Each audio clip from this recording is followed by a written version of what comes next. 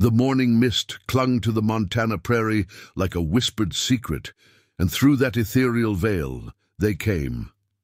50 Cheyenne warriors on horseback, their silhouettes emerging from the dawn light like spirits materializing from another world. They moved in perfect silence, their horses' hooves barely disturbing the frost-kissed grass as they formed a perfect circle around the small log cabin that sat alone on the vast expanse of wilderness. Before we jump back in, tell us where you're tuning in from. And if this story touches you, make sure you're subscribed because tomorrow I've saved something extra special for you.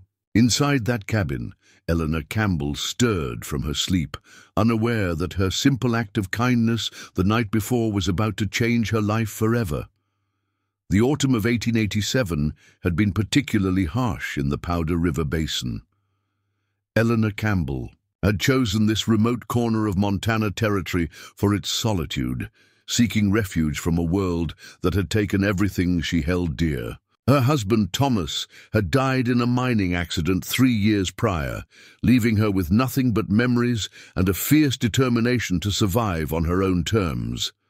The cabin she'd built with her own hands stood as testament to her resolve. 24 feet long and 16 feet wide, crafted from lodgepole pine she'd felled herself, it represented more than shelter.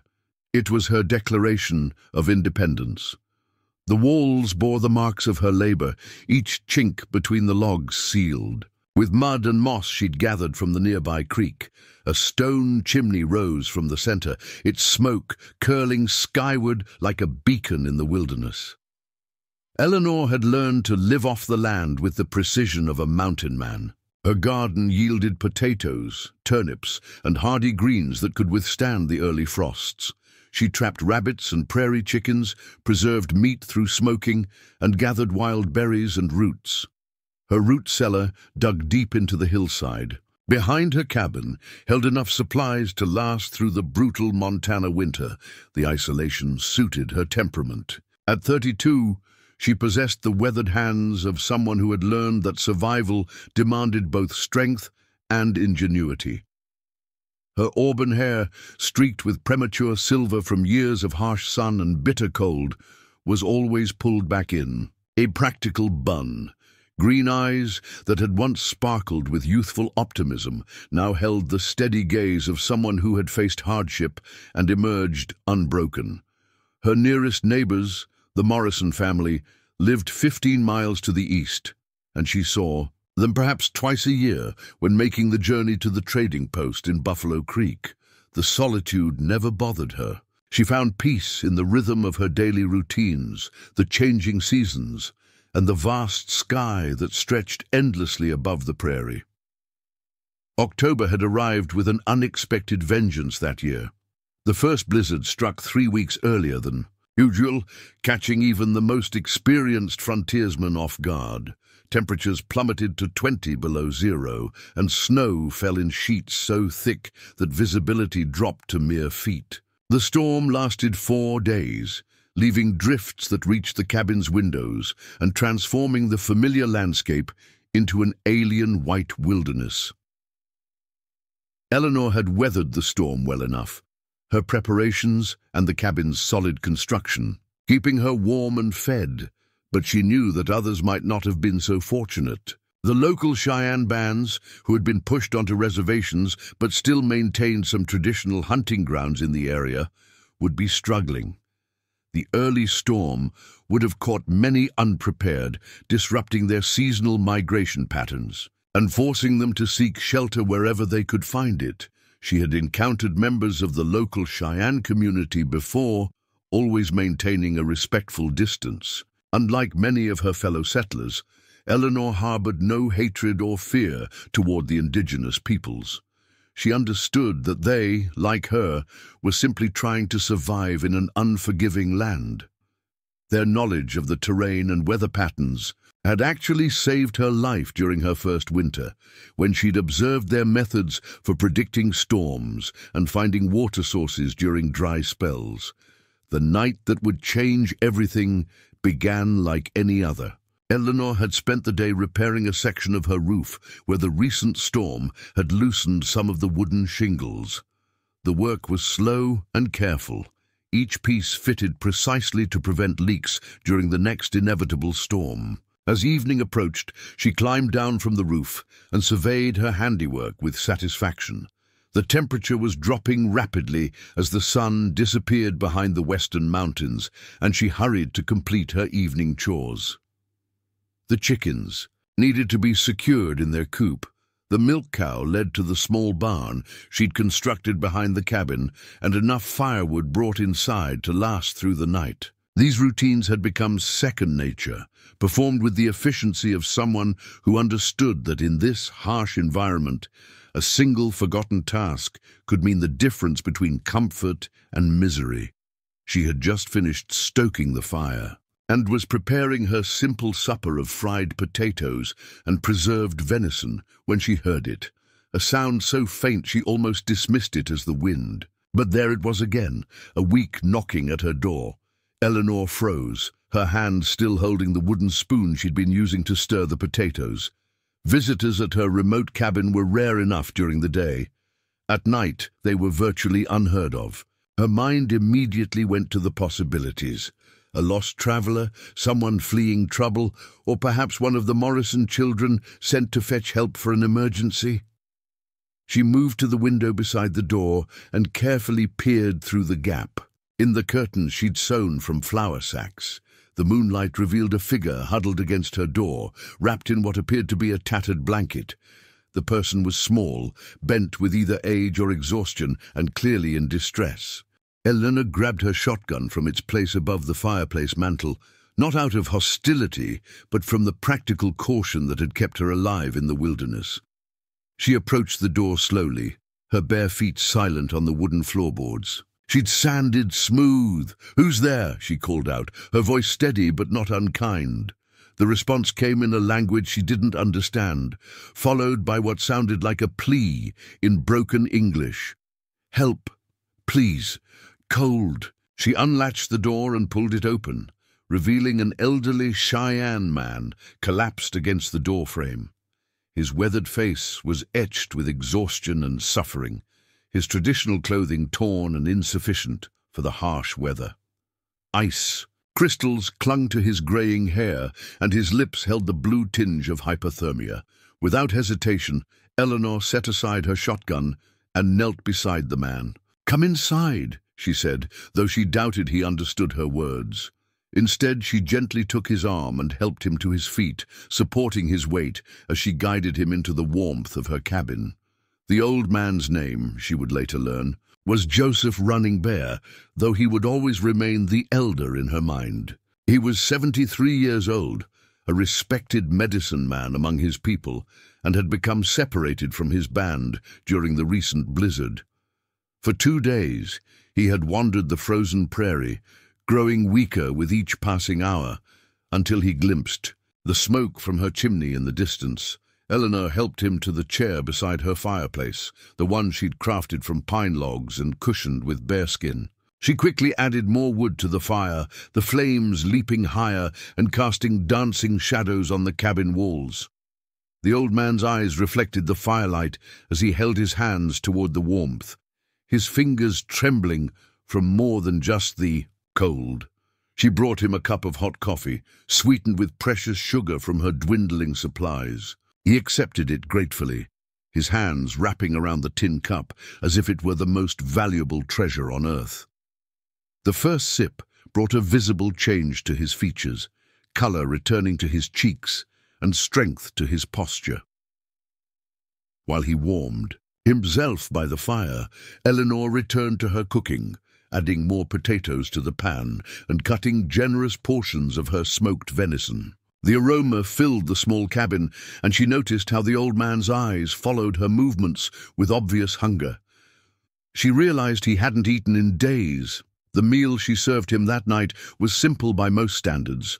Fried potatoes seasoned with wild herbs she'd gathered and dried, strips of venison that had been carefully smoked and preserved, and thick slices of bread she'd baked from her carefully hoarded flour. But to Joseph Running Bear It was a feast that quite literally saved his life.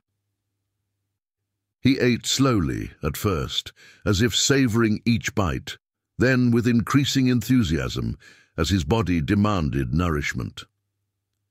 Eleanor watched from across the small table she'd built from a single large pine round, saying nothing but ensuring his plate never remained empty.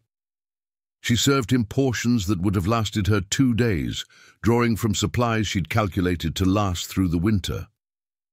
As the old man ate, she studied his face in the firelight. His features spoke of a life lived close to the earth, weathered by decades of sun and wind and snow.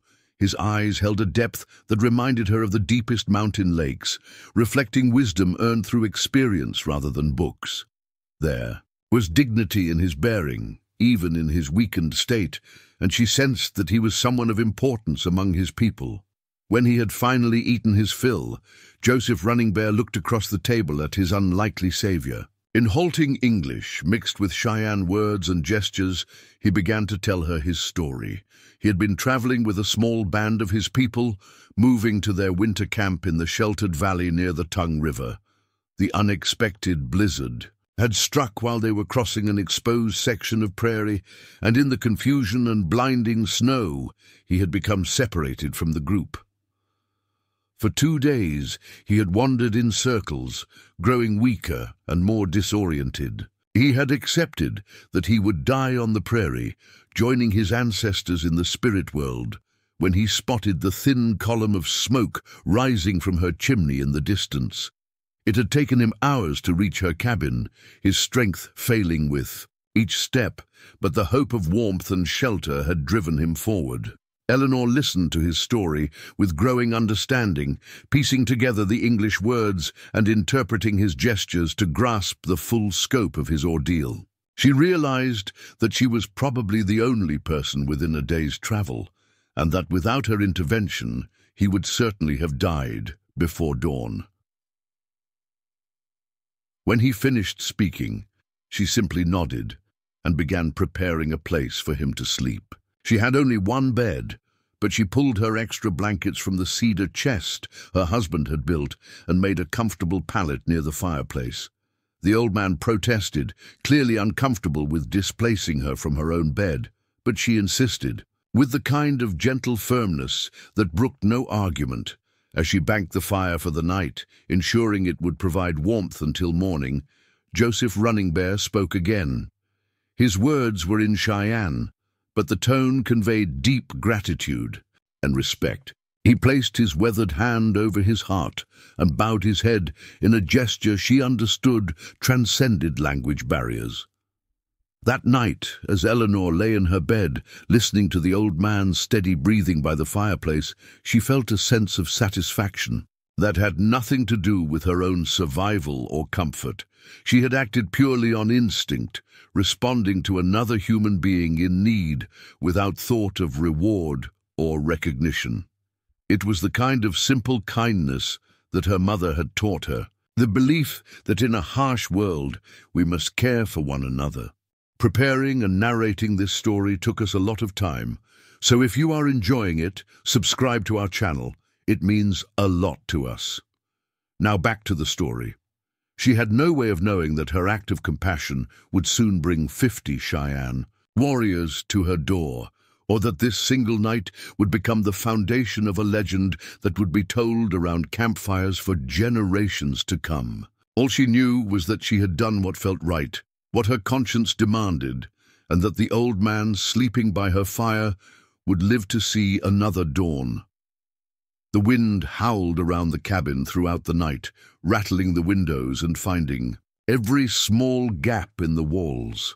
But inside, warmed by fire and human kindness, 2 strangers from different worlds shared the peaceful sleep of those who have found safety in an uncertain world. The first light of dawn crept through the frost-covered windows of Eleanor's cabin like fingers of pale gold, illuminating motes of dust that danced in the still air. She woke gradually, pulled from sleep by the unfamiliar sound of another person's breathing in her home. For a moment, disorientation clouded her thoughts until memory returned. the elderly Cheyenne man sleeping by her fireplace. Joseph running. Bear was already awake, sitting upright on his makeshift bed and staring into the dying embers of the fire. His posture spoke of deep contemplation, as if he were weighing decisions of great importance. When he noticed Eleanor stirring, he turned toward her with eyes that seemed more alert and vital than they had the night before. "Good morning," she said softly, swinging her legs over the side of the bed and reaching for the heavy wool shawl she kept draped across the footrail. The cabin held the particular chill that settled during the darkest hours before dawn, and she could see her breath misting in the air. Joseph responded with what she assumed was a traditional greeting in his own language, followed by a careful "good morning" in English. His voice was stronger now, no longer the whispered rasp of the previous evening. The food and warmth had worked their restorative magic, returning color to his weathered cheeks and steadiness to his movements. Eleanor moved to the fireplace and began the familiar ritual of coaxing the fire back to life. She added kindling, first blowing gently on the glowing coals until flames licked at the dry wood, then gradually built up the fire with larger pieces. The warmth spread through the cabin quickly, chasing away the morning chill. "I'll make breakfast," she said, more to fill the comfortable silence than from any need to announce her intentions. Joseph nodded gratefully, though she sensed something different in his demeanor, a restlessness that hadn't been present the night before. As she prepared their morning meal, grinding coffee beans in her small hand mill and slicing bacon from the slab she kept hanging in her cold pantry, she became aware that Joseph was watching her with unusual intensity. Not the grateful observation of a rescued man, but something deeper and more purposeful. The bacon sizzled in her cast-iron skillet, filling the cabin with its rich aroma. She cracked eggs into the hot grease, their whites immediately beginning to set around the golden yolks. Simple fare, but substantial enough to provide energy for whatever the day might bring. They ate in companionable quiet, both lost in their own thoughts. Joseph consumed his portion with the same careful appreciation he had shown the night before. But Eleanor noticed that he frequently glanced toward the windows, as if expecting something or someone. When they finished eating, he rose from the table and moved to the eastern window, the one that looked out over the vast expanse of prairie toward the distant mountains. He stood there for several minutes, perfectly still, his weathered hands clasped behind his back. "You watch for something," Eleanor observed, joining him at the window. The prairie stretched endlessly before them, painted in shades of gold and amber by the rising sun. Nothing moved in that vast landscape except the ever-present wind that bent the grass in undulating waves. Joseph turned to her with an expression she couldn't quite interpret. There was gratitude there, certainly, but also something that might have been anticipation or perhaps apprehension. "My people," he said carefully, choosing his English words with obvious effort. "They search. They find." Before Eleanor could ask what he meant, she saw them. At first they appeared as nothing more than dark specks on the horizon, easily mistaken for buffalo or elk. But as the light grew stronger and her eyes adjusted, the specks resolved into shapes that made her heart skip a beat. Riders, many riders, moving in formation across the prairie with purposeful intent. "Joseph," she said quietly, her voice carrying a note of concern. "Are those your people?" He nodded solemnly. "Yes, they come." As the riders drew closer, their numbers became apparent. This was not a small search party, but a significant force. At least 50 mounted warriors, moving in perfect coordination. They rode with the fluid grace of people born to the saddle, their horses' hooves raising small clouds of dust that caught the morning light. Eleanor felt her pulse quicken, not from fear exactly, but from the sudden realization that her simple act of kindness had set in motion events far beyond her understanding. She had helped one old man, and now an entire war party was approaching her isolated cabin, "What do they want?" she asked, though she suspected she already knew the answer. Joseph placed a gentle hand on her shoulder, his touch meant to reassure. "They come to thank," he said simply. "You save life. Life is sacred." The warriors were close enough now that she could make out individual details. They wore a mixture of traditional dress and items acquired through trade. Buckskin leggings, decorated with intricate beadwork, wool shirts in bright colors, and feathers woven into their long black hair. Their horses were painted with symbols she didn't recognize, but somehow understood spoke of honor and ceremony. Leading the group was a younger man who bore a striking resemblance to Joseph, the same proud bearing, the same intelligent eyes. Though his face was unlined by age, he raised his hand as they approached, and the entire party came to a halt in perfect unison, forming a wide circle around the cabin. "My grandson," Joseph explained, noting her curious gaze. "Thomas White Eagle. He leads the search." The name struck Eleanor as oddly familiar, until she realized he had taken a Christian name, probably from contact with missionaries or government officials. Thomas White Eagle dismounted and approached the cabin on foot, his movements deliberate and respectful. Joseph opened the door before his grandson could knock, and the two men embraced with obvious relief and affection. They spoke rapidly in Cheyenne, their voices carrying the urgency of people sharing vital information. Eleanor caught her name mentioned several times, along with words she couldn't understand, but that seemed to carry great significance. When their conversation concluded, Thomas White Eagle turned toward Eleanor. He was perhaps 30 years old, with the bearing of a natural leader and eyes that seemed to take in everything at once.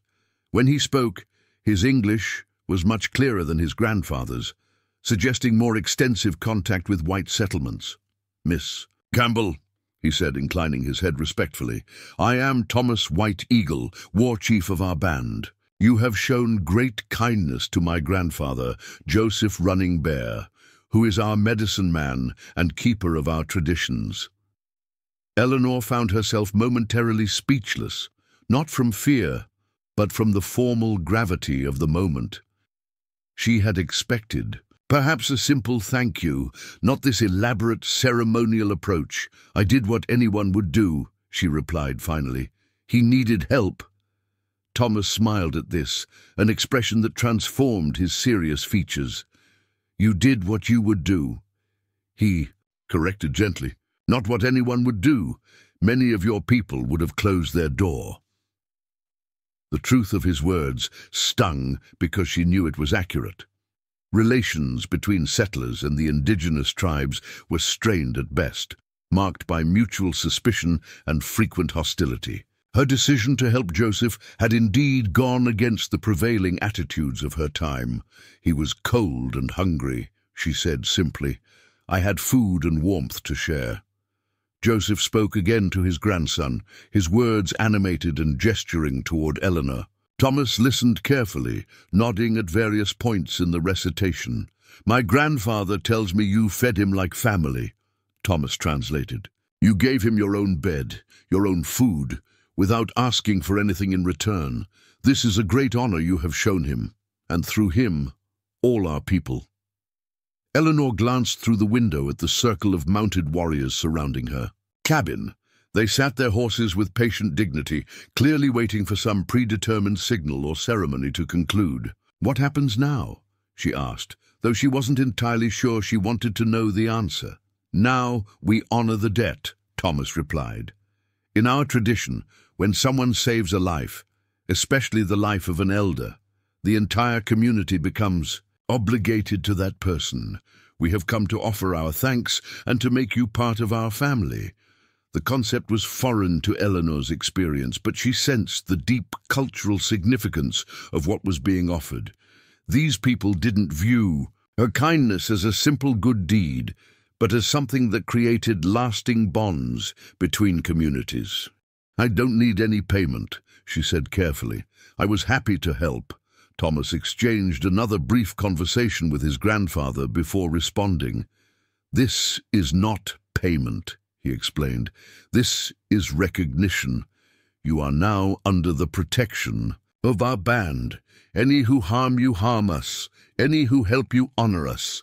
As if on cue, the circle of warriors began to move. Each man dismounted and approached the cabin carrying something: bundles wrapped in hide, carved items, blankets woven in intricate patterns.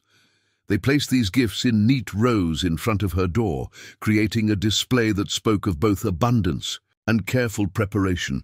"We heard of grandfather's disappearance 3 days ago," Thomas explained, as the ceremony continued. "Scouts have been searching ever since. When we found his tracks leading to your cabin, we prepared these gifts and came to honor the one who saved him." Eleanor watched in amazement as the gifts accumulated. There were furs of exceptional quality, beaver, wolf, and buffalo hides that represented significant hunting success. Blankets woven from buffalo wool and decorated with dyed porcupine quills created patterns that seemed to tell stories. Carved items included bowls, tools, and decorative pieces that spoke of countless hours of skilled craftsmanship. But perhaps most significant were the weapons: a beautifully crafted bow with a quiver of arrows, a war club decorated with eagle feathers, and a knife in an ornate sheath. In a warrior culture, the gifting of weapons represented the highest form of respect and trust. "These are too much," Eleanor protested, overwhelmed by the generosity being displayed. "I cannot accept all this for one night's shelter." Joseph spoke urgently to his grandson, who listened carefully before turning back to Eleanor. "My grandfather says you still do not understand," Thomas said with gentle patience. "This is not about one night. This is about the value of life, about the bonds that connect all people, about the responsibility we have to each other." He gestured toward the assembled warriors who had completed their gift-giving and now stood in respectful silence around the cabin. "Each of these men has a story," Thomas continued.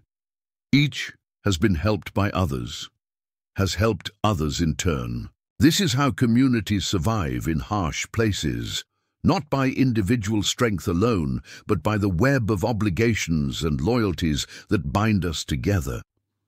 As the morning sun climbed higher, casting long shadows across the prairie, Eleanor began to understand that she was witnessing something far more significant than a simple expression of gratitude. This was a ceremony that acknowledged her as part of a larger human family, one that transcended the artificial boundaries of race and culture. The realization was both humbling and profound. In seeking solitude, she had found connection. In offering simple kindness, she had been offered something far greater in return: acceptance, protection, and the recognition that her actions had meaning beyond her own understanding.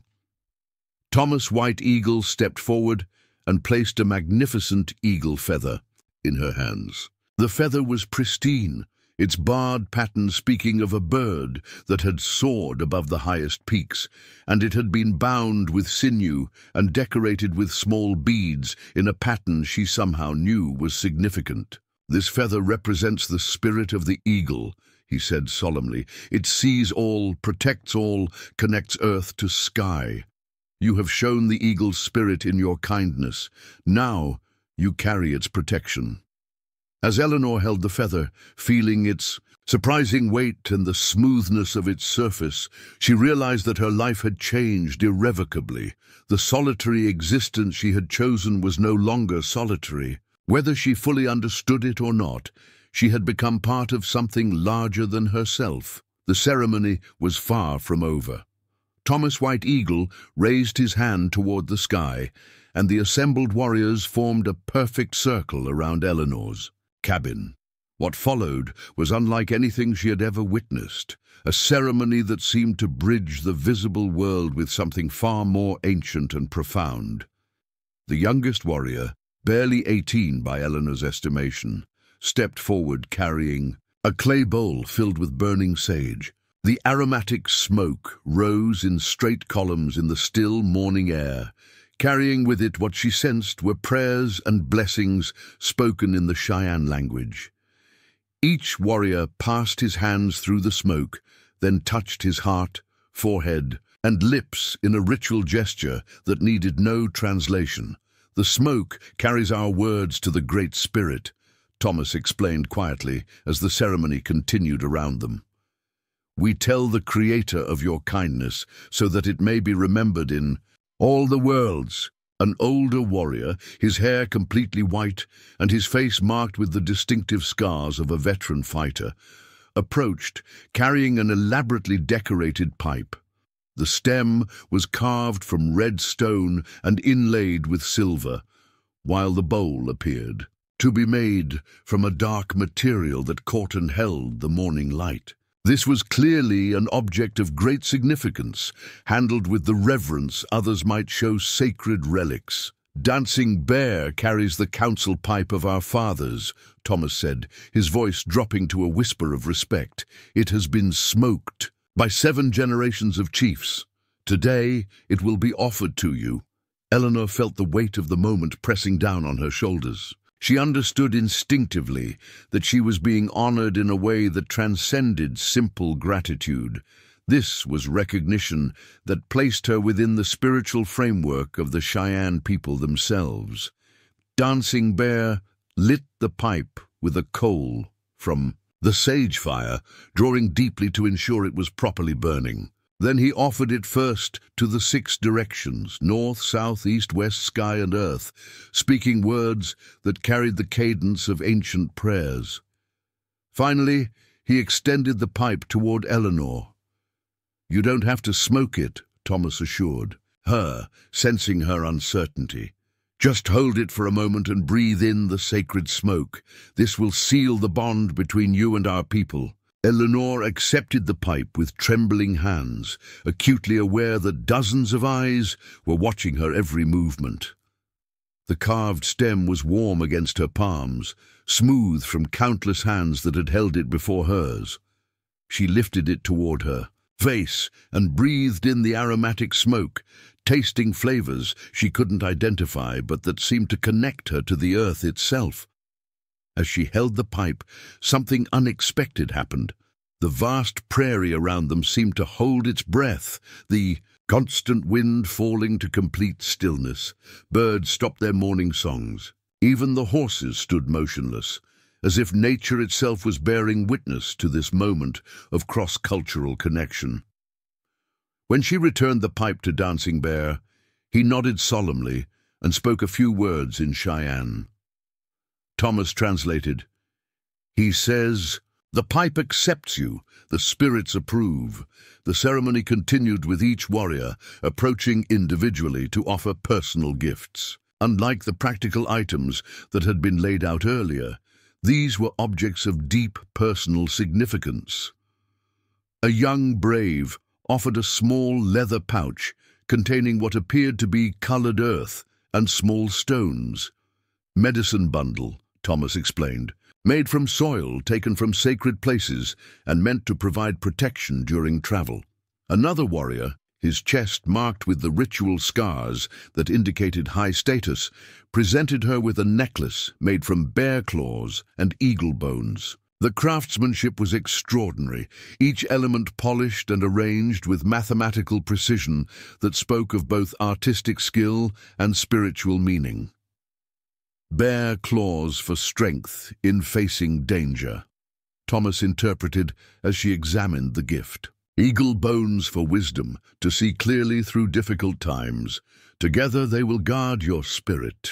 An elderly woman emerged from behind the circle of warriors, surprising Eleanor, who hadn't realized any women were present.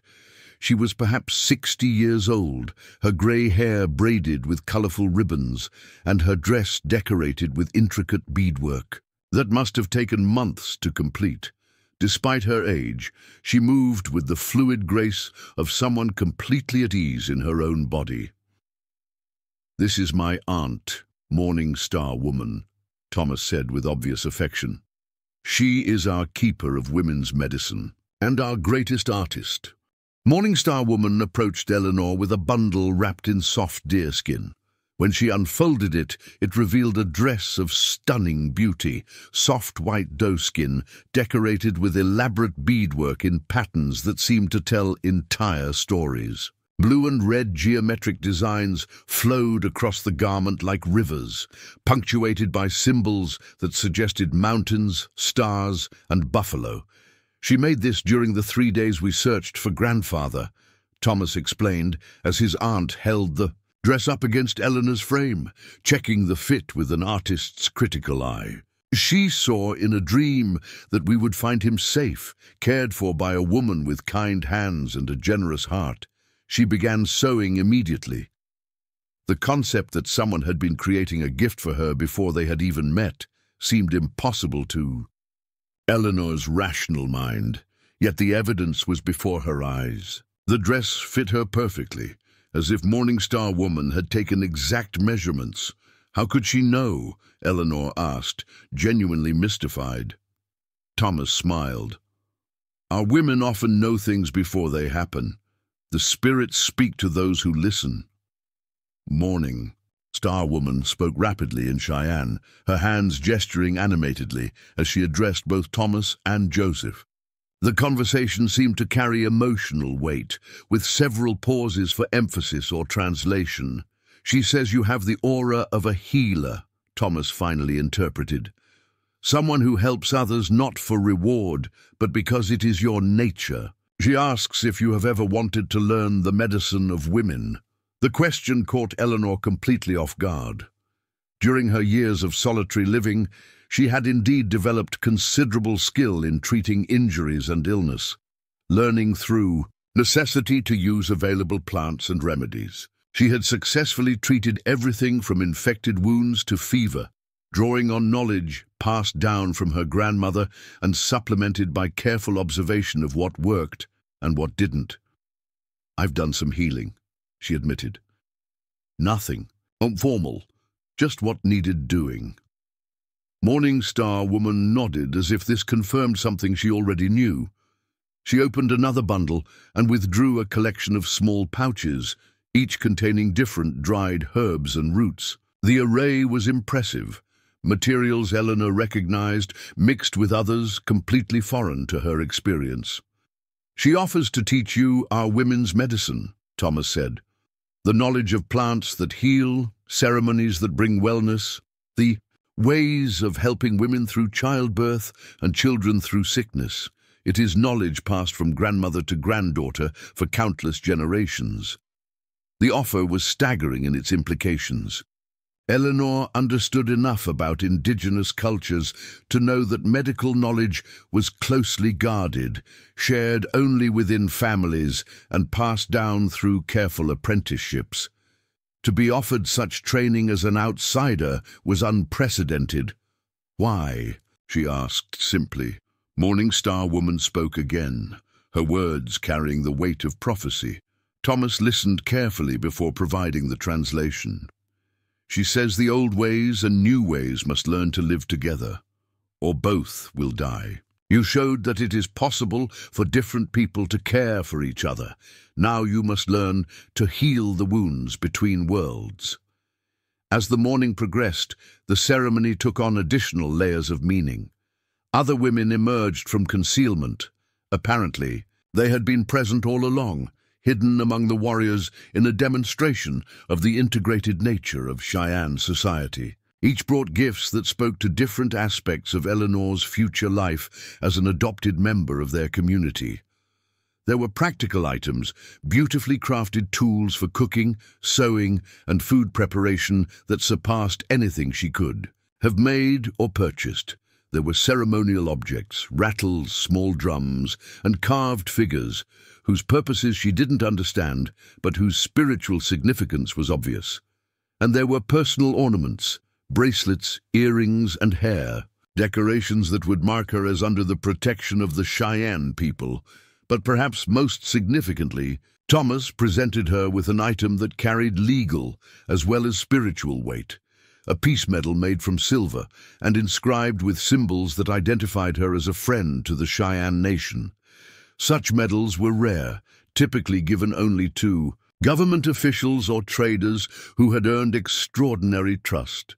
This will be recognized by any Cheyenne, Lakota, or Apache band from here to the mountains, he explained as she examined the intricate engravings. Show this, and you will be welcomed as family. You will be fed, protected, and aided in whatever you need. The medal was more than ceremonial. It was a passport to safety across thousands of square miles of territory where her presence might otherwise be viewed with suspicion or hostility. As the ceremony neared its conclusion, Joseph Running Bear stepped forward to make the final presentation. Despite his age and the ordeal he had recently endured, he carried himself with the dignity of someone accustomed to speaking on behalf of his people. He held a staff perhaps 4 feet long, carved from what appeared to be a single piece of wood, and decorated with feathers, beads, and symbols that had been burned into the surface. At the top was mounted the skull of a small bird, its empty socket somehow conveying wisdom rather than death. "The talking stick of our band," Thomas explained, as his grandfather held the staff reverently. "Whoever holds this speaks for all our people. It has been carried by our leaders for 7 generations. Joseph offered the staff to Eleanor, speaking words that carried the formal cadence of official pronouncement. When he finished, Thomas provided the translation. He says, "You are now the voice-bearers for our people in the white world. When others ask about the Cheyenne, you will speak our truth. When we need someone to speak for us to the government or settlers, you will carry our words. This is both a great honor and a great responsibility." Eleanor accepted the staff with hands that trembled slightly from the magnitude of what was being entrusted to her. The carved wood felt alive in her grip, warm and somehow energized with the accumulated wisdom of generations of leaders. The sun had climbed high into the morning sky by the time the ceremony concluded. What had begun as a simple expression of gratitude had evolved into something far more complex, a formal adoption that created bonds of kinship and responsibility extending far beyond the individuals involved. As the warriors began to remount, their horses preparing for the journey back to their winter camp, Thomas approached Eleanor one final time. "We will come again in the spring," he promised. "My aunt will begin teaching you women's medicine, and you will meet the rest of our people. But understand, you are no longer alone on this prairie. You have 50 warriors who will answer your call, and more who will know your name." The transformation of her life was complete, though she was only beginning to understand its full implications. The woman who had gone to sleep the previous night as a solitary widow had awakened as an integral part of a community that spanned 2 worlds. As the war party departed, their horses raising dust clouds that gradually faded into the distance, Eleanor stood surrounded by gifts that represented not just material wealth, but cultural acceptance at the deepest level. The talking stick in her hands carried the weight of generations, and she understood that her simple act of kindness had set in motion forces that would echo through history.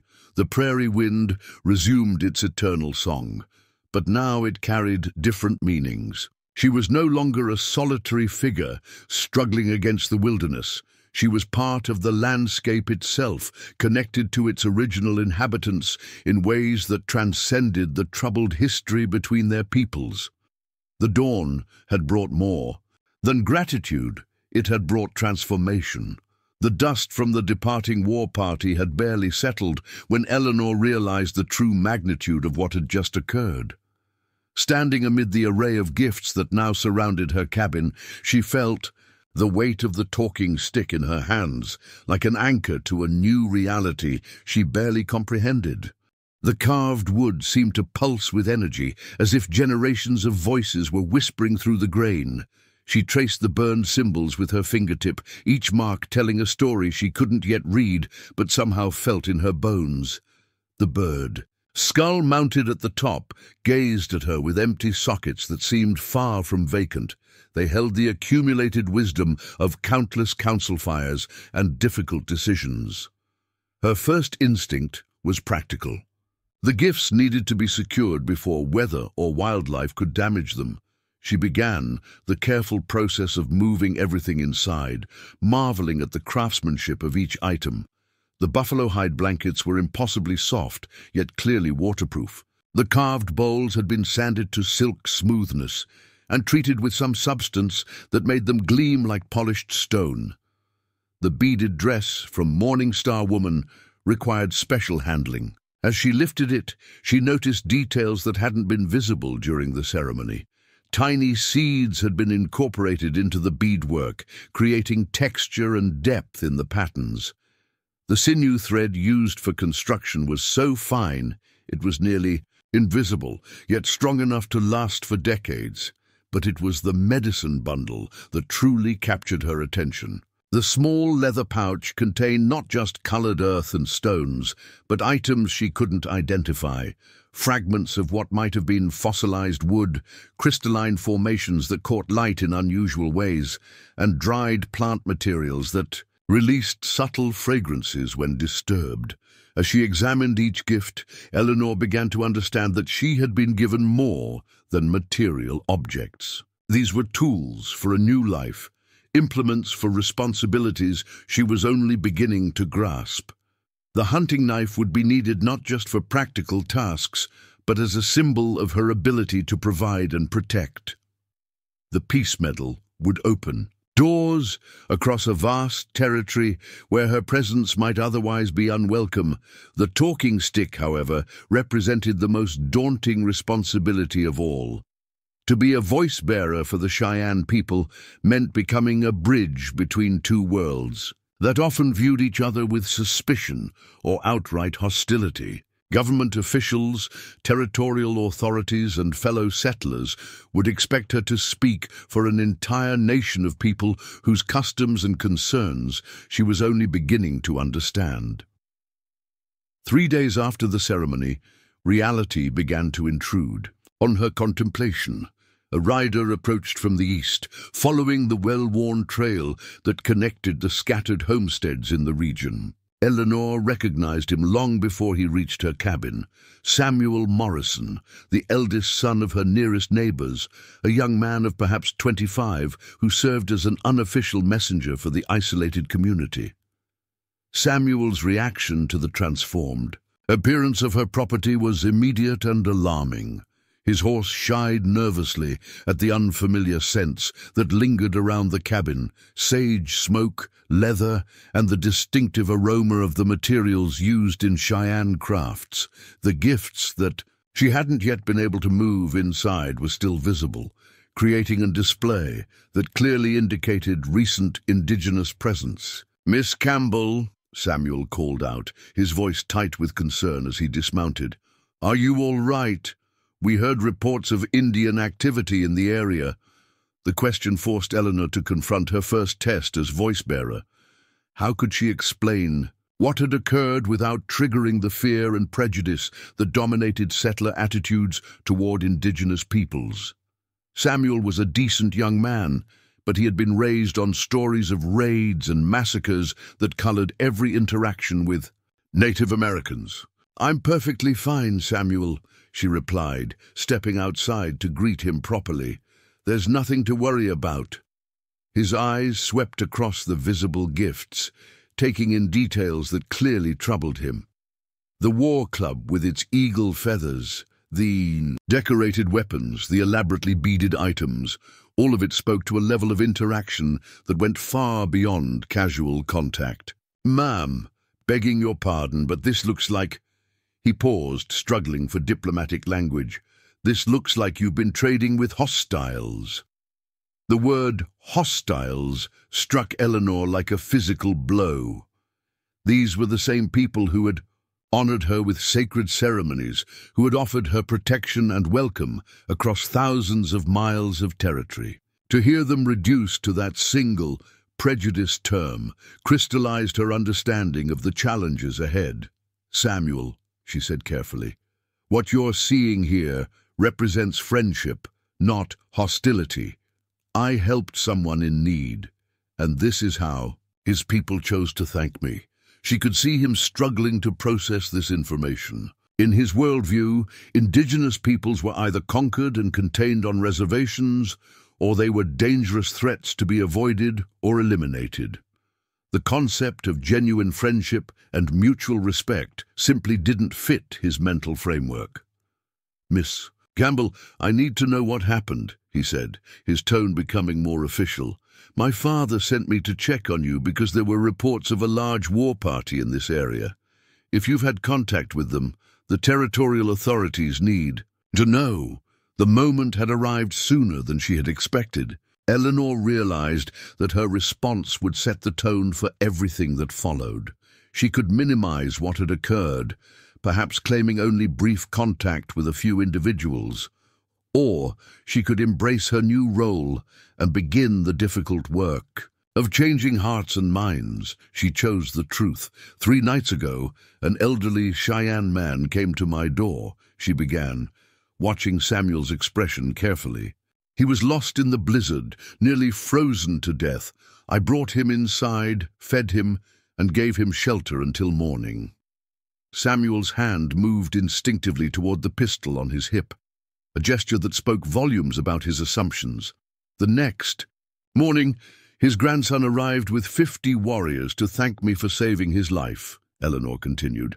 "They held a ceremony to honor what I had done, and they gave me these gifts as symbols of friendship and respect." 50 warriors, Samuel repeated, his voice hollow with shock. "Miss Campbell, do you understand what could have happened? 50 armed Indians surrounding your cabin. You're lucky to be alive." This was exactly the reaction she had expected, but it still frustrated her. Samuel couldn't conceive of any reason for 50 armed men to approach a settler's cabin except violence. "Samuel, they came to say thank you," she said firmly. "They brought gifts and offered friendship. At no point was I in any danger." "But, oh ma'am, they're savages, everyone knows—" "Stop!" Eleanor's voice carried an authority that surprised both of them. "They are not savages. They are people with families and traditions and beliefs that deserve respect. The man I helped is a grandfather, a medicine man respected by his community. His grandson is a war chief, but he's also someone who understands honor and gratitude." Samuel stared at her as if she had grown a second head. In his experience, no white woman spoke this way about Indians. Certainly not one who lived alone on the frontier where the threat of violence was assumed to be constant.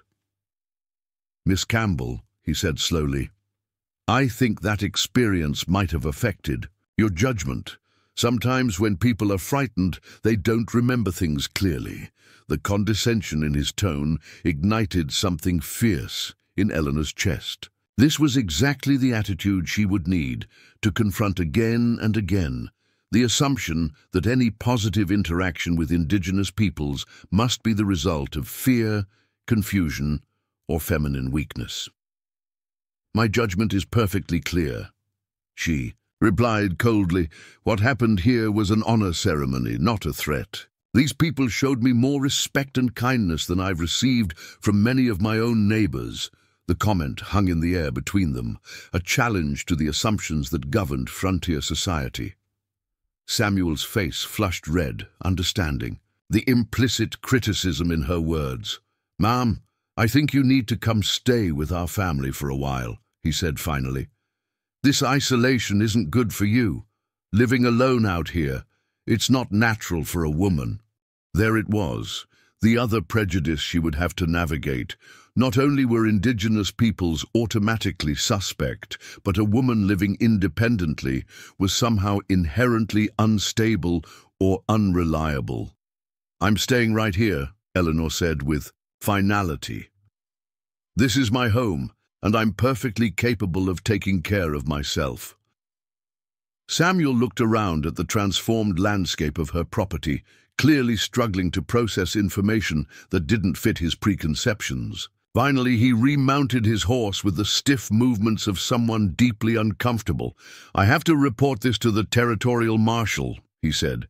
"He'll want to investigate Indian activity in the area." "You do what you think is necessary," Eleanor replied. "But you tell Marshal Henderson that if he wants to know what happened here, he can come ask me himself instead of sending boys to do his job. The insult hit home, and Samuel's face darkened further, but he apparently decided that arguing with a woman who had clearly lost her senses was pointless.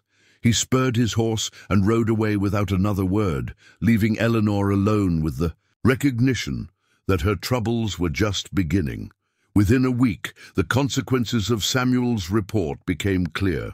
Marshal James Henderson arrived with 3 deputies, their approach lacking any pretense of social courtesy. These were men accustomed to investigating crimes, and their manner suggested they had already decided what they would find. Henderson was a man in his 50s, grizzled from years of frontier law enforcement and carrying the suspicious nature that came with the territory. His deputies were younger, but equally hard-faced, the kind of men who saw violence as the solution to most problems. "Miss Campbell," Henderson said without dismounting, "I'm here to investigate reports of illegal contact with hostile Indians." The formal language was clearly intended to intimidate, but Eleanor had spent the week preparing for this moment. She had practiced her story, considered her responses, and steeled herself for the confrontation she knew was coming. "Marshal Henderson," she replied evenly, "there's been no illegal contact because there's been no illegal activity.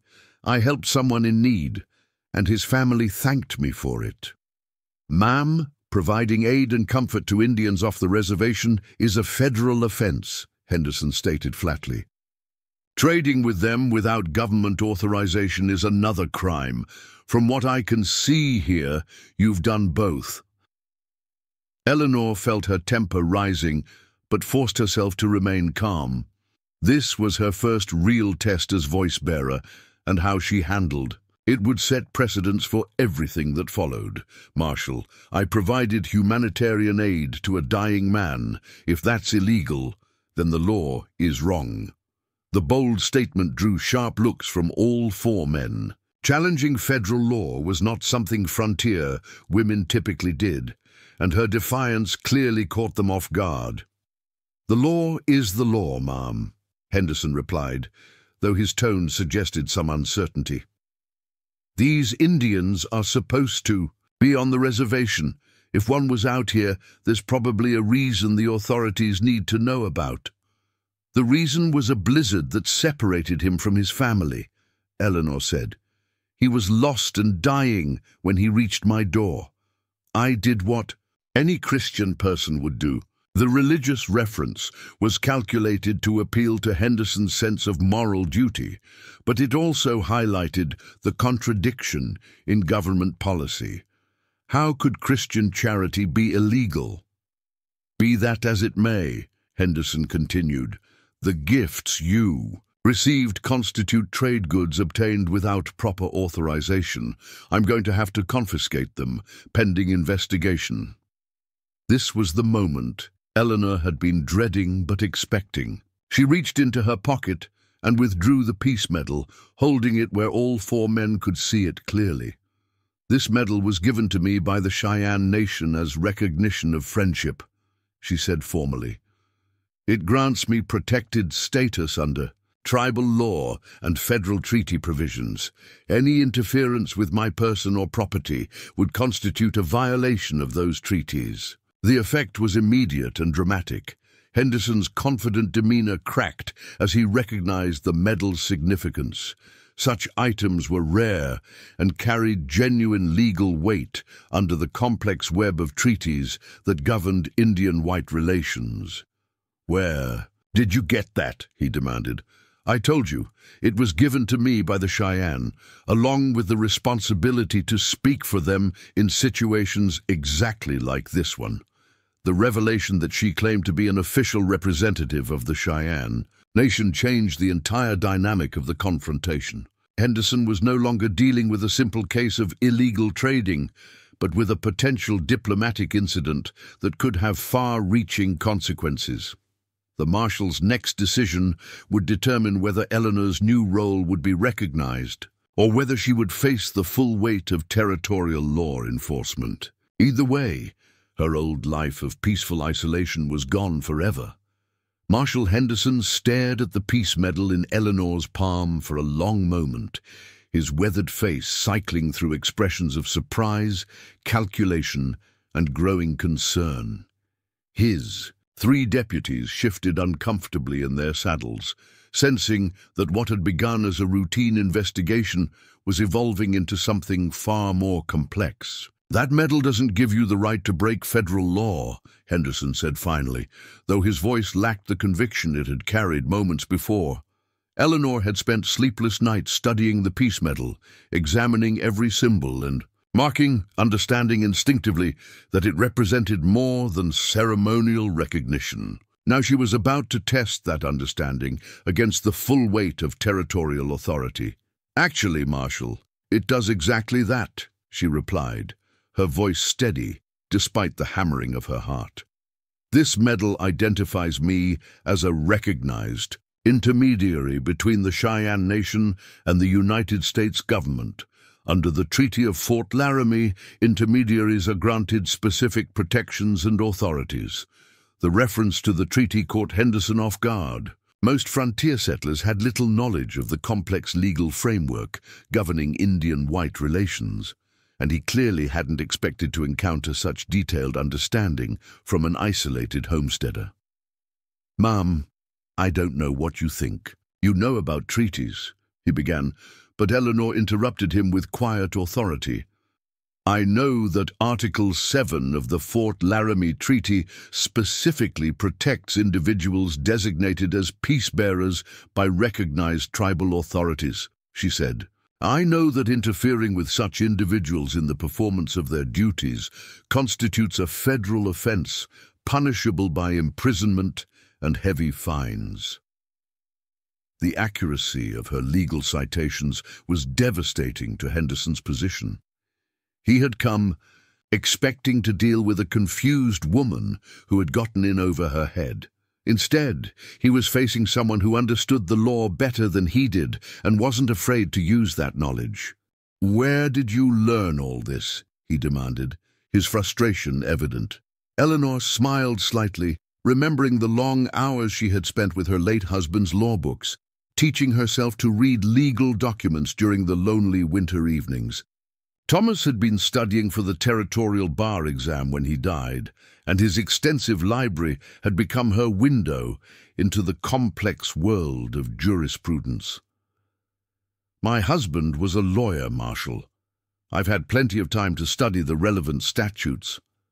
The revelation that she possessed legal training, however informal, transformed the dynamic once again. Henderson was no longer dealing with an ignorant settler, but with someone who could match him citation for citation in matters of territorial law.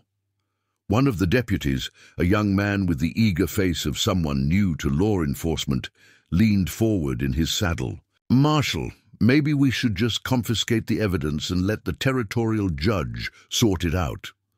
Henderson shot him a withering look that clearly communicated his opinion of the suggestion.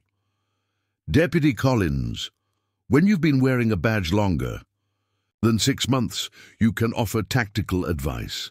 Until then, keep your mouth shut." The rebuke created an awkward silence that Eleanor chose to fill with her next strategic move. She reached into her cabin and emerged carrying the talking stick, holding it with the ceremonial dignity she had observed during the Cheyenne ceremony.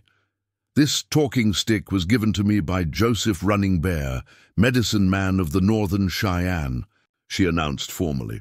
"It designates me as a voice-bearer for his people in all dealings with territorial and federal authorities.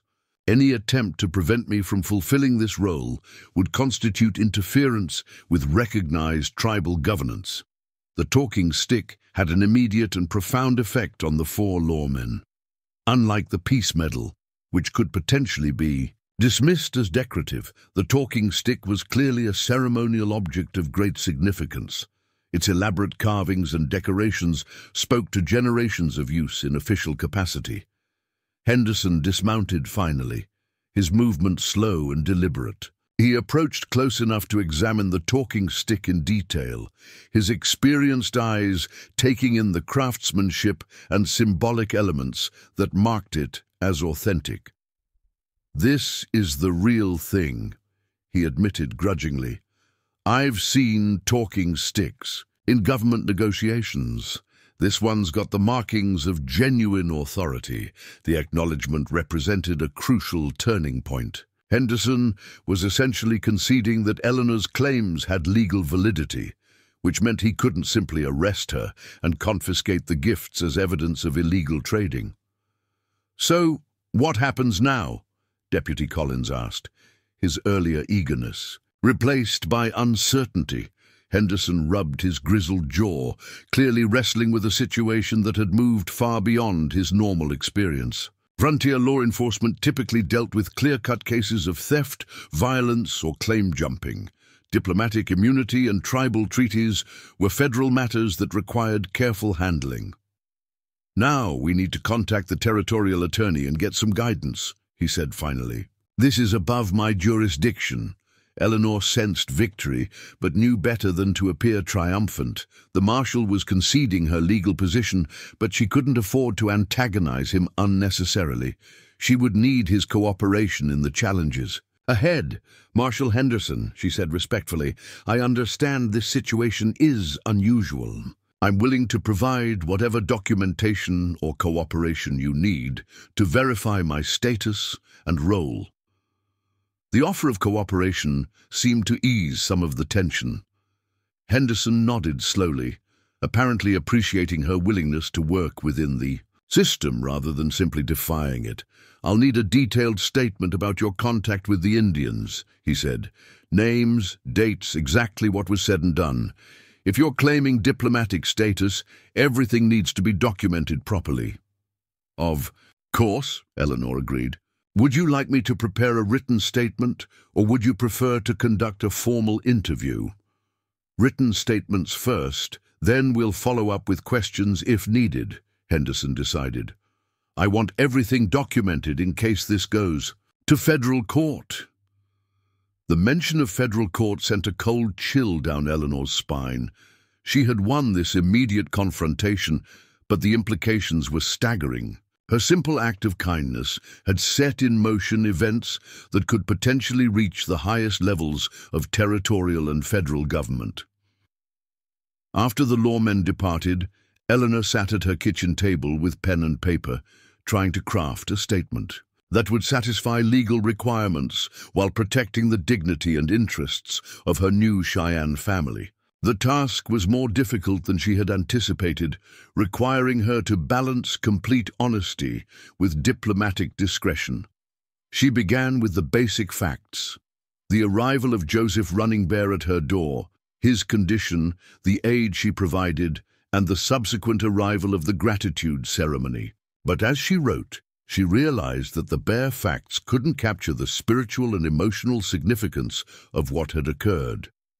How could she explain to territorial bureaucrats that she had witnessed sacred ceremonies that bridged two worlds? How could she convey the profound sense of honor and responsibility that came with being adopted into Cheyenne society? The legal framework could accommodate her technical status as voice-bearer, but it had no categories for the deeper transformation she had experienced. The writing process took her 3 days, during which she crafted and discarded multiple drafts. Each version struggled with the same fundamental challenge, translating a spiritual experience into legal language without losing its essential meaning. Her final statement was 12 pages long, meticulously detailed and carefully footnoted with references to relevant treaties and territorial statutes. She described not only what had happened, but why it had happened, placing her experience within the broader context of Cheyenne cultural values and federal Indian policy. When she delivered the statement to Marshal Henderson's office in Buffalo, Creek, she found him waiting with 2 additional officials she didn't recognize. The older man introduced himself as Territorial Attorney William Bradshaw, while the younger was identified as Federal Indian Agent Marcus Webb. The presence of both territorial and federal representatives indicated that her situation had attracted attention at the highest levels of frontier government. What had begun as a local law enforcement matter was now being treated as a potential diplomatic incident. "Miss Campbell," Attorney Bradshaw began after reviewing her statement, "this is quite an extraordinary document. The legal precedents you cite are accurate, but the circumstances you describe are virtually unprecedented." Agent Webb leaned forward in his chair, his intense gaze fixed on Eleanor's face. "Ma'am, I need to understand something. Are you claiming that the Northern Cheyenne have granted you official diplomatic status?" The question was crucial, and Eleanor understood that her answer would determine everything that followed. If she claimed too much authority, she risked being dismissed as delusional. If she claimed too little, she might lose the protections that were keeping her out of federal prison. "Agent Webb," she replied carefully, "I'm claiming that Joseph Running Bear, as a recognized medicine man and tribal elder, designated me as voice-bearer for his band in matters requiring communication with territorial and federal authorities. The talking stick and peace medal are physical evidence of that designation." Webb made careful notes as she spoke, clearly familiar with the protocols surrounding tribal diplomatic appointments. "And you understand the responsibilities that come with such a designation?" "I'm learning them," Eleanor admitted honestly. "But yes, I understand that I've been entrusted with representing Cheyenne interests and perspectives in situations where direct communication might be difficult or impossible." Attorney Bradshaw cleared his throat, drawing attention back to the legal aspects of the situation. "Miss Campbell, assuming your status is verified, there are certain protocols that must be followed. Diplomatic immunity doesn't mean complete freedom from territorial law, but it does provide specific protections and procedures." "What kind of protocols?" Eleanor asked. "Regular reporting to federal Indian authorities, documentation of all interactions with tribal representatives, and advance notification of any significant diplomatic activities," Webb explained. "Voice bearers operate under federal oversight, not territorial jurisdiction." The implications were staggering. Eleanor realized that accepting her new role meant subjecting herself to federal bureaucracy and oversight that could affect every aspect of her life.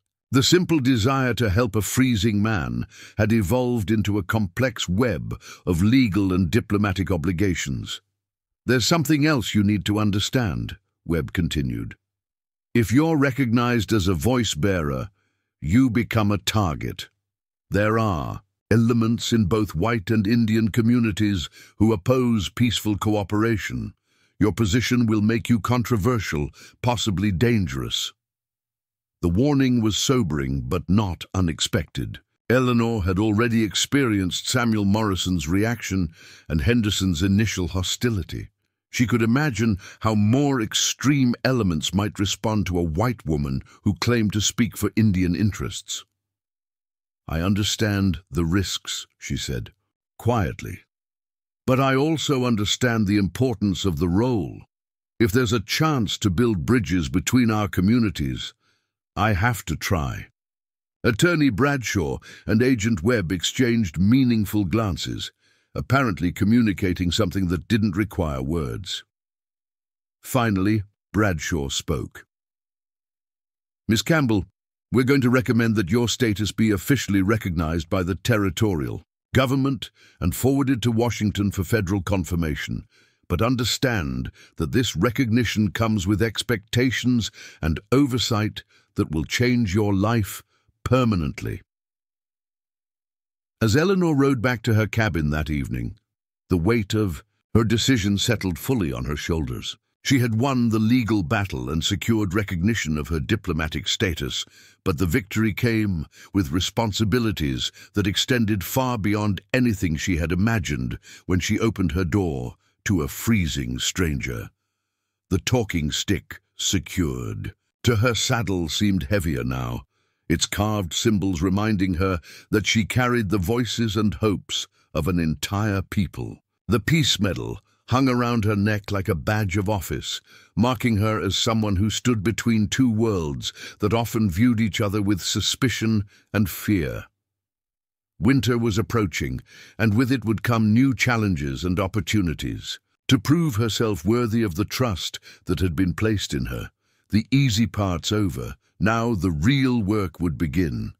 The first snows of winter arrived early that year, blanketing the Montana Territory in a pristine white that transformed the familiar landscape into something both beautiful and treacherous. Eleanor stood at her cabin window, watching the flakes fall in the pale light of dawn, and felt the weight of her new responsibilities settling around her like the accumulating snow. It had been 6 weeks since her official recognition as voice-bearer, and the federal oversight that came with her diplomatic status had proven more intrusive than she had anticipated. Weekly reports to Agent Webb, detailed documentation of every interaction with indigenous peoples, and regular visits from territorial officials had shattered the solitude she had once cherished. But more challenging than the bureaucratic requirements were the subtle changes in how her white neighbors treated her. The Morrison family, once friendly if distant, now regarded her with suspicious wariness. Samuel's reports of her Indian sympathies had spread throughout the scattered settler community, creating an atmosphere of mistrust that made even simple transactions at the trading post uncomfortable. Eleanor had anticipated this reaction to some degree, but the reality of social isolation within her own community was more painful than she had expected. She found herself caught between two worlds, no longer fully accepted by the white settlers, but not yet truly integrated into Cheyenne society. The morning routine of tending her animals and maintaining her homestead had become meditation time, moments when she could process the complexities of her evolving situation. As she broke the ice on her water barrel and carried buckets to her livestock, she reflected on how dramatically her life had changed since that night when Joseph Running Bear appeared at her door. Her contemplation was interrupted by an unusual sight on the horizon. A single rider approaching at a steady pace, leading a pack horse loaded with supplies. As the figure drew closer, she recognized the distinctive riding style and clothing of a Cheyenne warrior, though this was not someone she had met during the gratitude ceremony.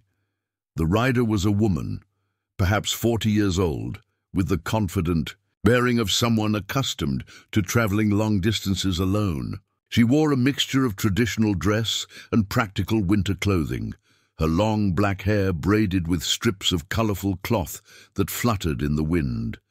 When she reached the cabin, she dismounted with fluid grace and approached with the formal dignity that Eleanor had learned to associate with important tribal communications. "I am Swift Hawk Woman," she announced in clear English, her voice carrying the authority of someone used to being obeyed. "Sister to Thomas White Eagle, daughter of the previous chief, I have come to begin your education." The introduction immediately established her credentials and explained her presence. This was clearly the follow-through on Morning Star Women's promise to teach Eleanor the medicine ways of women, though the timing surprised her.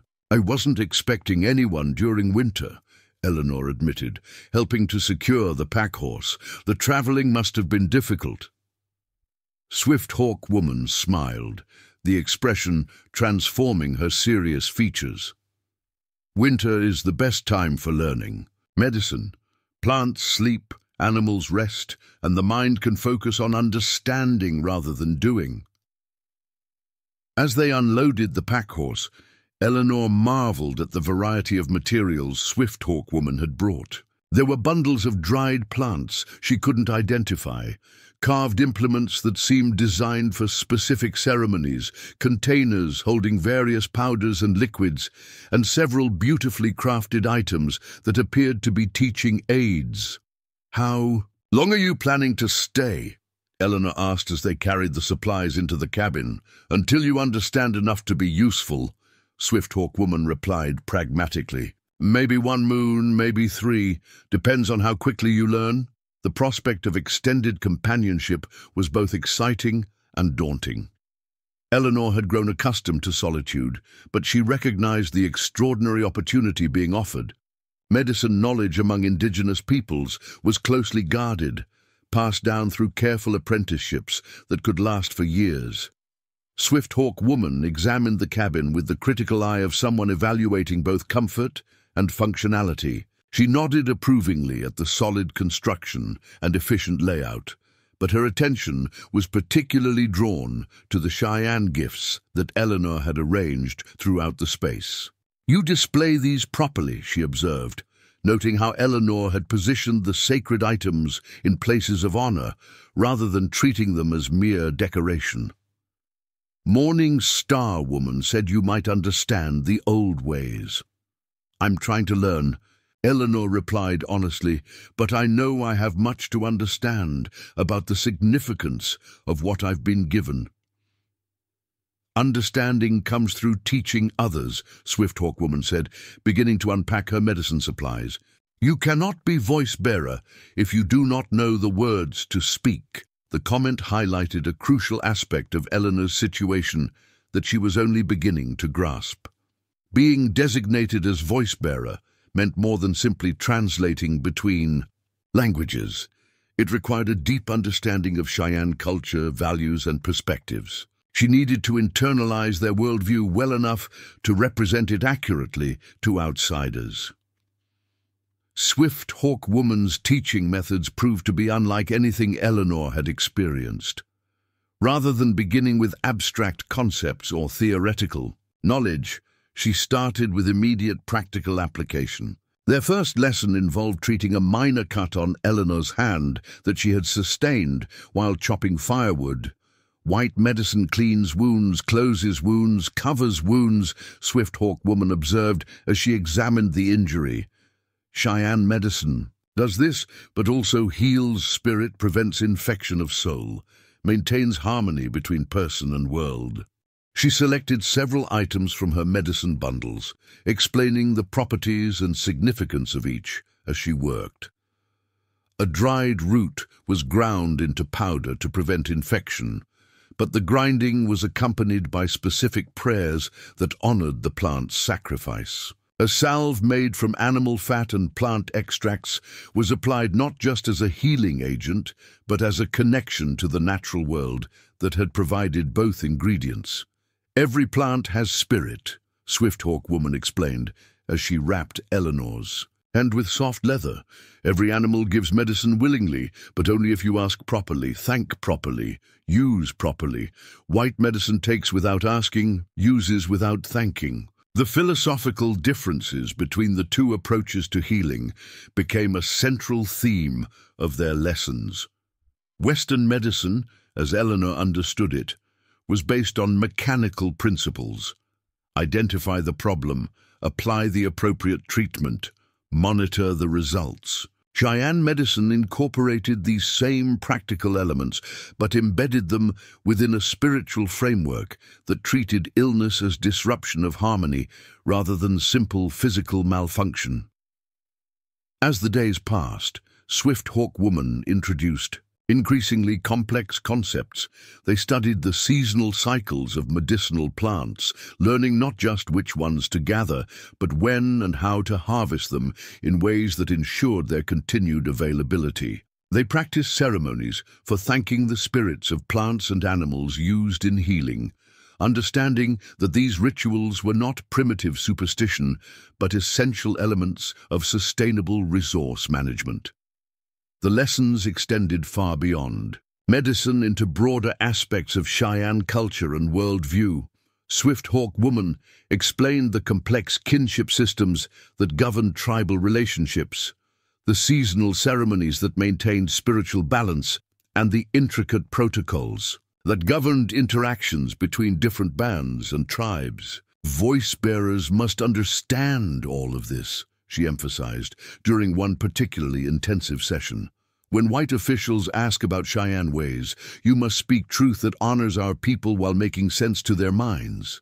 The challenge of cultural translation became a recurring theme in their discussions. How could Eleanor explain concepts that had no equivalent in Anglo-American culture? How could she convey the spiritual significance of land management practices to people who viewed wilderness as a commodity to be exploited? How could she make territorial officials understand that Cheyenne governance was based on consensus and wisdom rather than hierarchical authority? These questions became more than academic when Agent Webb arrived for one of his regular inspections, coinciding with a particularly complex lesson about the spiritual aspects of healing ceremonies. Swift Hawk Woman's presence immediately created tension, as federal policy discouraged extended contact between white intermediaries and tribal representatives without official oversight. "Miss Campbell," Webb said stiffly after being introduced to Swift Hawk Woman, "I wasn't notified that you would be receiving extended instruction from tribal representatives." The criticism stung because it highlighted the impossible position Eleanor found herself in. She was expected to represent Cheyenne interests effectively, but any attempt to gain the knowledge necessary for that representation was viewed with suspicion by federal authorities. "Agent Webb," she replied carefully, "how can I fulfill my role as voice-bearer without understanding the culture and perspectives I'm supposed to represent?" Webb's discomfort was obvious as he struggled to balance competing federal priorities. The government wanted effective intermediaries who could facilitate peaceful relations with indigenous peoples, but it also wanted to maintain control over all such interactions.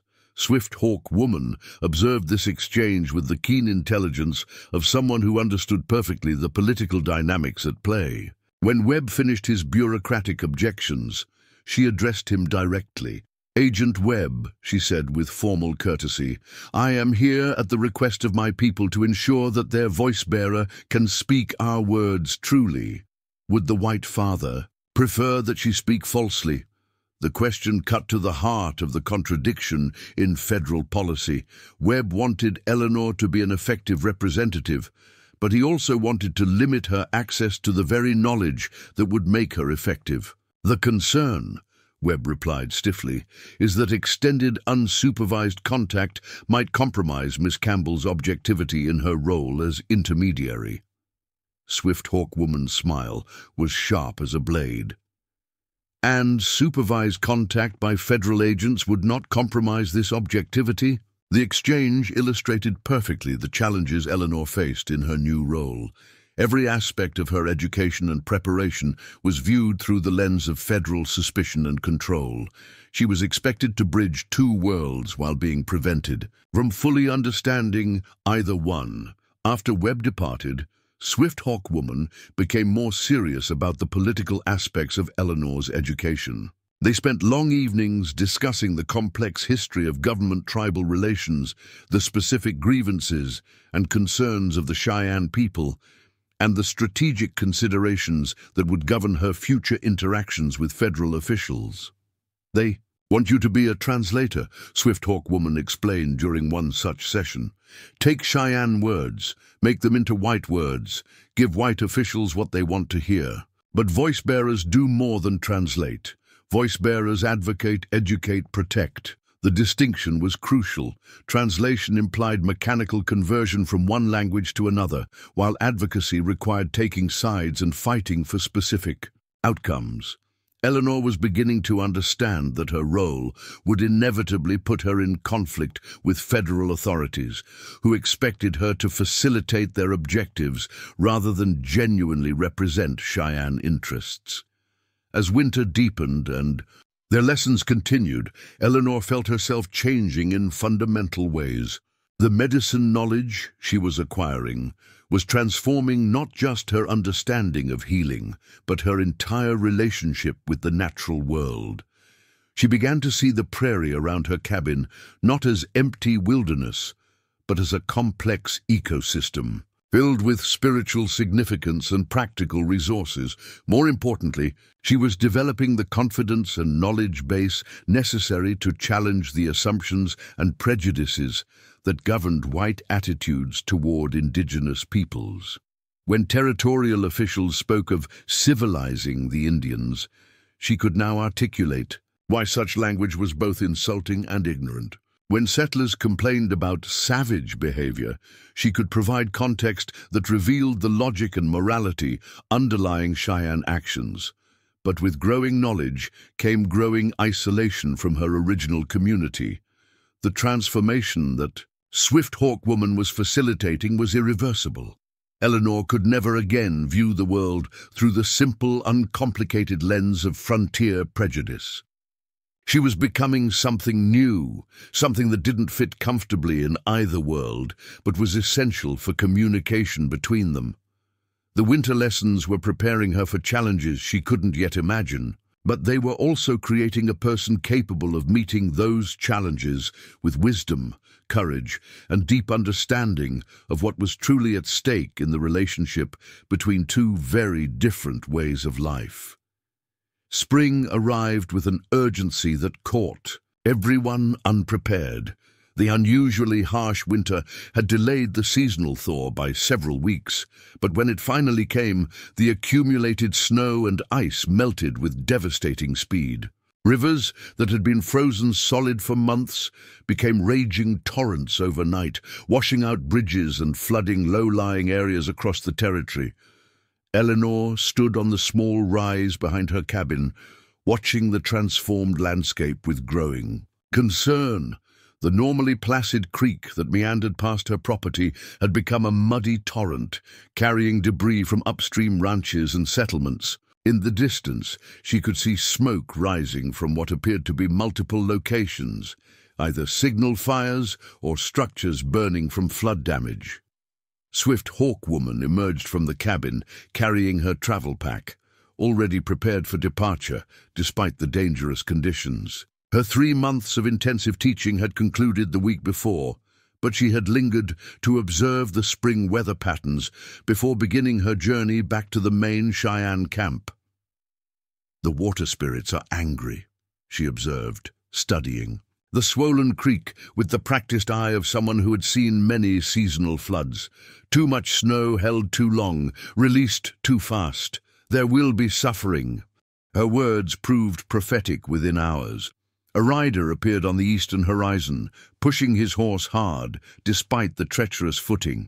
As he drew closer, Eleanor recognized Deputy Collins, the young lawman who had accompanied Marshal Henderson. During the investigation of her diplomatic status, Collins reached them in a state of near panic, his horse lathered with sweat and his own clothes soaked from multiple stream crossings. "Miss Campbell," he called out before even dismounting, "Marshal Henderson sent me to fetch you. There's been a disaster at Morrison Place."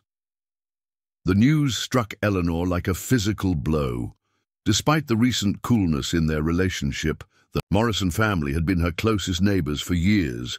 Samuel might have disapproved of her new role, but his parents and younger siblings were decent people who didn't deserve whatever catastrophe had befallen them. "What kind of disaster?" she asked, already moving toward her horse.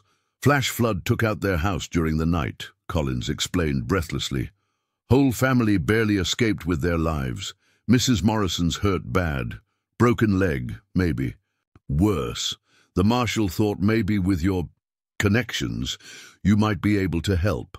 The request was loaded with implications that Collins probably didn't fully understand. Henderson was essentially asking her to use her medicine knowledge to treat a seriously injured white woman, crossing racial and cultural boundaries that most frontier communities considered absolute. Swift Hawk Woman had listened to this exchange with growing interest. "You will go," she stated matter-of-factly. "This is why you learned healing ways." "But the federal protocols," Eleanor began, thinking of Agent Webb's warnings about unauthorized use of her diplomatic status. "Sometimes protocols must serve people, not people serve protocols," Swift Hawk Woman replied, with the wisdom that had characterized all her teaching. "You are voice-bearer, but you are also healer. Today, you must be both." Eleanor made her decision, quickly gathering the medicine supplies that Swift Hawk Woman had taught her to maintain. The selection process itself was a complex calculation, which treatments would be most effective for the injuries Collins had described, which could be safely administered without detailed knowledge of the patient's condition. which would be accepted by a white family, suspicious of Indian medicine. The journey to the Morrison homestead was treacherous, requiring multiple detours around washed-out sections of trail and careful navigation of swollen streams. Collins led the way with the reckless urgency of youth, while Eleanor followed more cautiously, mindful that arriving safely was more important than arriving quickly. Swift Hawk Woman had insisted on accompanying them, despite Eleanor's concerns about how the Morrison family would react to the presence of a Cheyenne woman. "Broken bones need more hands than you have," she had said practically. "Family will accept help or family will suffer. Their choice." When they reached the Morrison property, the extent of the disaster became immediately apparent. The modest farmhouse that had stood for 15 years had been completely destroyed, reduced to scattered timbers and debris spread across several acres. The family's barn had partially survived, and it was there that the survivors had taken shelter. Inside the barn, Eleanor found a scene that would haunt her for years. Martha Morrison lay on a makeshift bed of hay and blankets, her face grey with pain and shock. Her left leg was clearly broken, bent at an unnatural angle that suggested complex fractures. More concerning were the signs of internal injury, the shallow breathing, pale complexion, and periodic lapses of consciousness that indicated serious internal bleeding.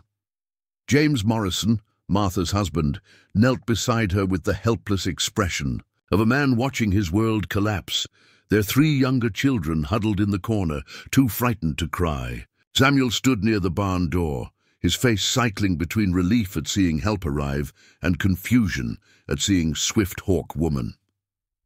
"Miss Campbell," James Morrison said, his voice hoarse with exhaustion and fear. "I don't know what to do. She's getting worse, and the doctor's in Billings. Even if we could get her there in this weather—" He didn't need to finish the sentence. The journey to Billings would take at least 2 days under normal conditions, and the current flooding made it impossible. Martha Morrison would die long before receiving conventional medical treatment. Eleanor knelt beside the injured woman, automatically beginning the assessment procedures that Swift Hawk Woman had drilled into her. Pulse weak and rapid, breathing shallow and irregular, skin cold and clammy. The leg fracture was serious but not immediately life-threatening. The internal injuries were the critical concern. "Mrs. Morrison," Eleanor said gently, "can you hear me?" Martha's eyes fluttered open, struggling to focus. "Eleanor, what? How? Did you—" "Deputy Collins came to fetch me," Eleanor explained, checking for signs of head injury.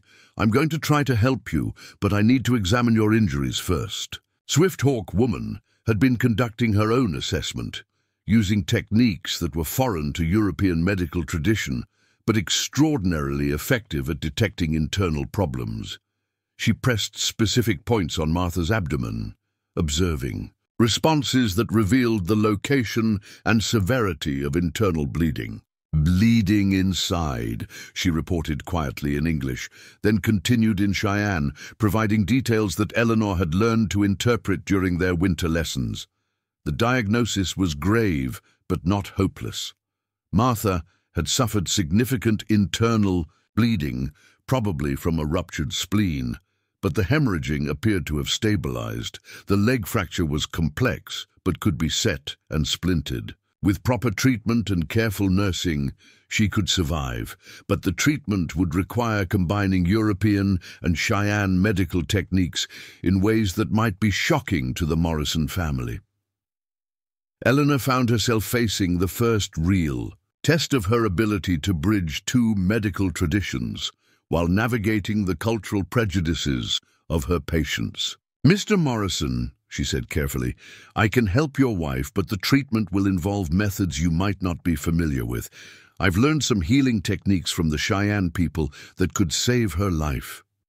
James Morrison's face went through a complex series of expressions, desperation, hope, fear, and prejudice warring visibly. Samuel stepped forward, his own face twisted with conflicting emotions. "Pa, you can't seriously be considering letting them use their heathen medicine on Ma," he protested. The ugly word hung in the air, like a physical presence. Swift Hawk Woman's expression didn't change, but Eleanor felt a surge of anger at the casual bigotry that could prioritize prejudice over a woman's life. "Samuel," she said sharply, "your mother is dying. These heathen techniques might be the only thing that can save her." James Morrison looked at his unconscious wife, then at Swift Hawk Woman, then at Eleanor. The calculation was visible on his face. His wife's life weighed against his cultural prejudices and community expectations. "What kind of treatment?" he asked, finally. Swift Hawk Woman spoke quietly to Eleanor in Cheyenne, explaining the procedures that would be necessary. The internal bleeding could be controlled using a combination of herbal treatments and pressure point techniques. The leg fracture would need to be set using traditional methods that were actually superior to contemporary European practices. Both treatments would require the patient to consume medicines made from plants that white settlers typically viewed with suspicion. "We'll need to give her herbal preparations to control the internal bleeding and manage pain," Eleanor explained. "We'll also need to set the leg fracture using techniques that might look different from what you'd expect from a white doctor, but which are very effective." "And if we say no?" James asked. Eleanor and Swift Hawk Woman exchanged glances. The honest answer was brutal but necessary. "Then your wife will probably die within the next few hours," Eleanor said quietly. The silence that followed was broken only by Martha's labored breathing and the sound of rain on the barn roof. Finally, James Morrison nodded slowly. "Do whatever you have to do." What followed was a medical procedure that combined the best elements of two healing traditions. Swift Hawk Woman prepared herbal preparations with the precision of a trained pharmacist, while Eleanor used her knowledge of anatomy to guide the treatment of specific injuries. Together, they worked with a coordination that reflected their months of training together. The herbal treatment for internal bleeding involved a complex preparation that had to be administered in precise doses at specific intervals. Swift Hawk Woman explained each step to Eleanor in Cheyenne, partly for educational purposes and partly to maintain the spiritual elements that were essential to traditional healing. Setting the leg fracture required even more delicate cooperation. The Cheyenne technique involved manipulation and traction methods that were more sophisticated than contemporary European practices, but which looked primitive to untrained observers. James Morrison watched with obvious anxiety as his wife's leg was carefully realigned and secured with splints carved from specific types of wood. Throughout the treatment, Swift Hawk Woman maintained a steady stream of what sounded like prayers or chants in the Cheyenne language. To the Morrison family, this probably seemed like superstitious mumbling, but Eleanor understood that these vocalizations were mnemonic devices that helped ensure proper dosages and timing, while also providing the spiritual framework that made traditional healing effective. The immediate crisis lasted 6 hours. By evening, Martha Morrison's condition had stabilized significantly. Her breathing had improved, her pulse had strengthened, and she had regained consciousness for extended periods. The leg fracture had been successfully set, and the internal bleeding appeared to have stopped completely. But the real test would come in the following days, as the community learned that a white woman's life had been saved using Indian medicine administered by their controversial neighbor and her Cheyenne teacher. The medical success might prove to be a political disaster that would threaten everything Eleanor had worked to build. As night fell and Martha Morrison slept peacefully for the first time since the flood, Eleanor realized that this crisis had transformed her from theoretical voice-bearer to practical bridge between two worlds. The success of the treatment would either validate her role or make her more enemies than she could handle. The real consequences were just beginning.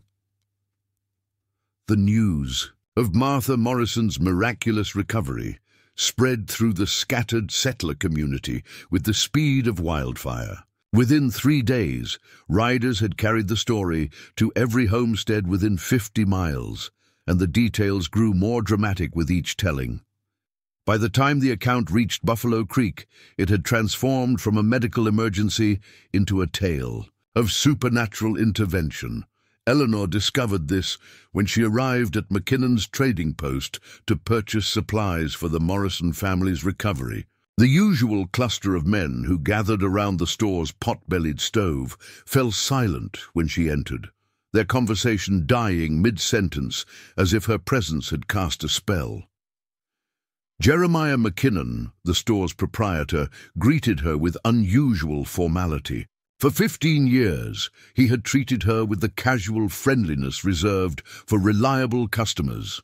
Now his manner carried a wariness that spoke of fundamental change in their relationship.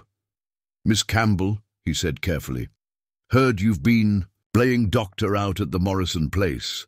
The phrasing was deliberately provocative, reducing her life-saving intervention to frivolous amateur dabbling. Eleanor recognized the strategy, diminish her accomplishment while simultaneously criticizing her methods. "Mrs. Morrison was dying," she replied evenly. "Someone had to help her." One of the men by the stove, a grizzled rancher named Pete Hawkins, spat tobacco juice into a brass spittoon with deliberate emphasis. "Heard you used witch doctor medicine on her, Indian mumbo-jumbo, and devil knows what else." The accusation hung in the air like smoke from a poorly tended fire. Several other men nodded in agreement, their faces showing the mixture of fascination and revulsion that often accompanied frontier encounters with the unknown. "I used effective medicine that saved her life," Eleanor responded, keeping her voice steady despite the rising tension. "Mrs. Morrison is alive today because of treatments that work, regardless of their origin." "But how do we know what else you did to her?" Hawkins pressed, his voice carrying the edge of genuine fear. "The Indian medicines got spirits in them. Could you curse her soul while you was healing her body?" The theological concern revealed the deeper anxieties that Eleanor's actions had triggered.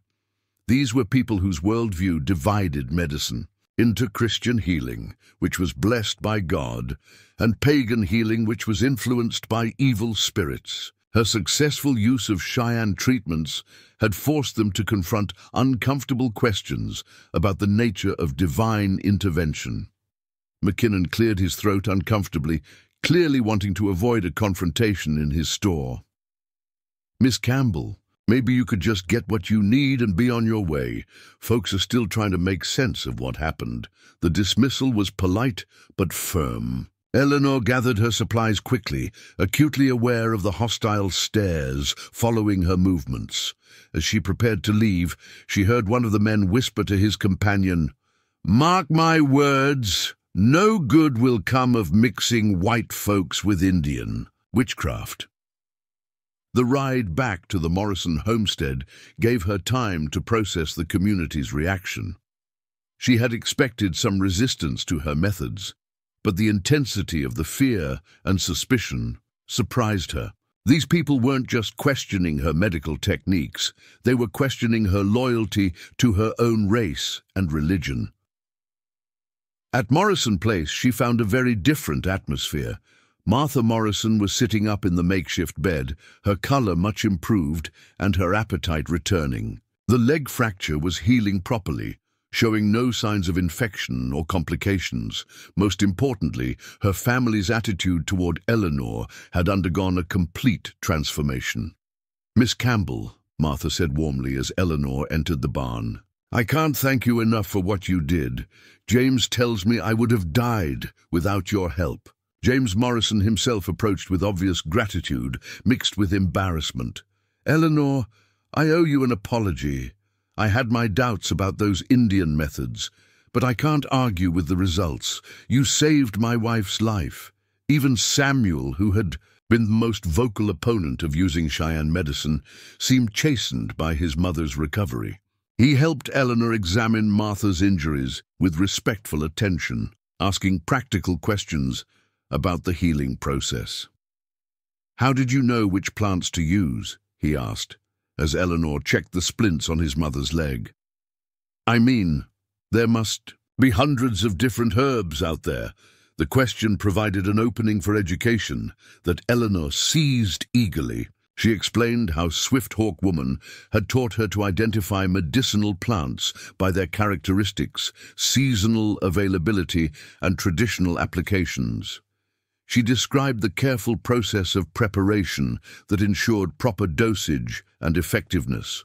"It's not magic," she emphasized. "It's knowledge passed down through generations of careful observation and experimentation. The Cheyenne have been perfecting these treatments for centuries." Martha Morrison listened with growing fascination. "Could you teach me some of these methods?" she asked. "Living out here, we never know when someone might get hurt and need help." The request represented exactly the kind of cultural bridge building that Eleanor hoped to achieve through her role as voice-bearer.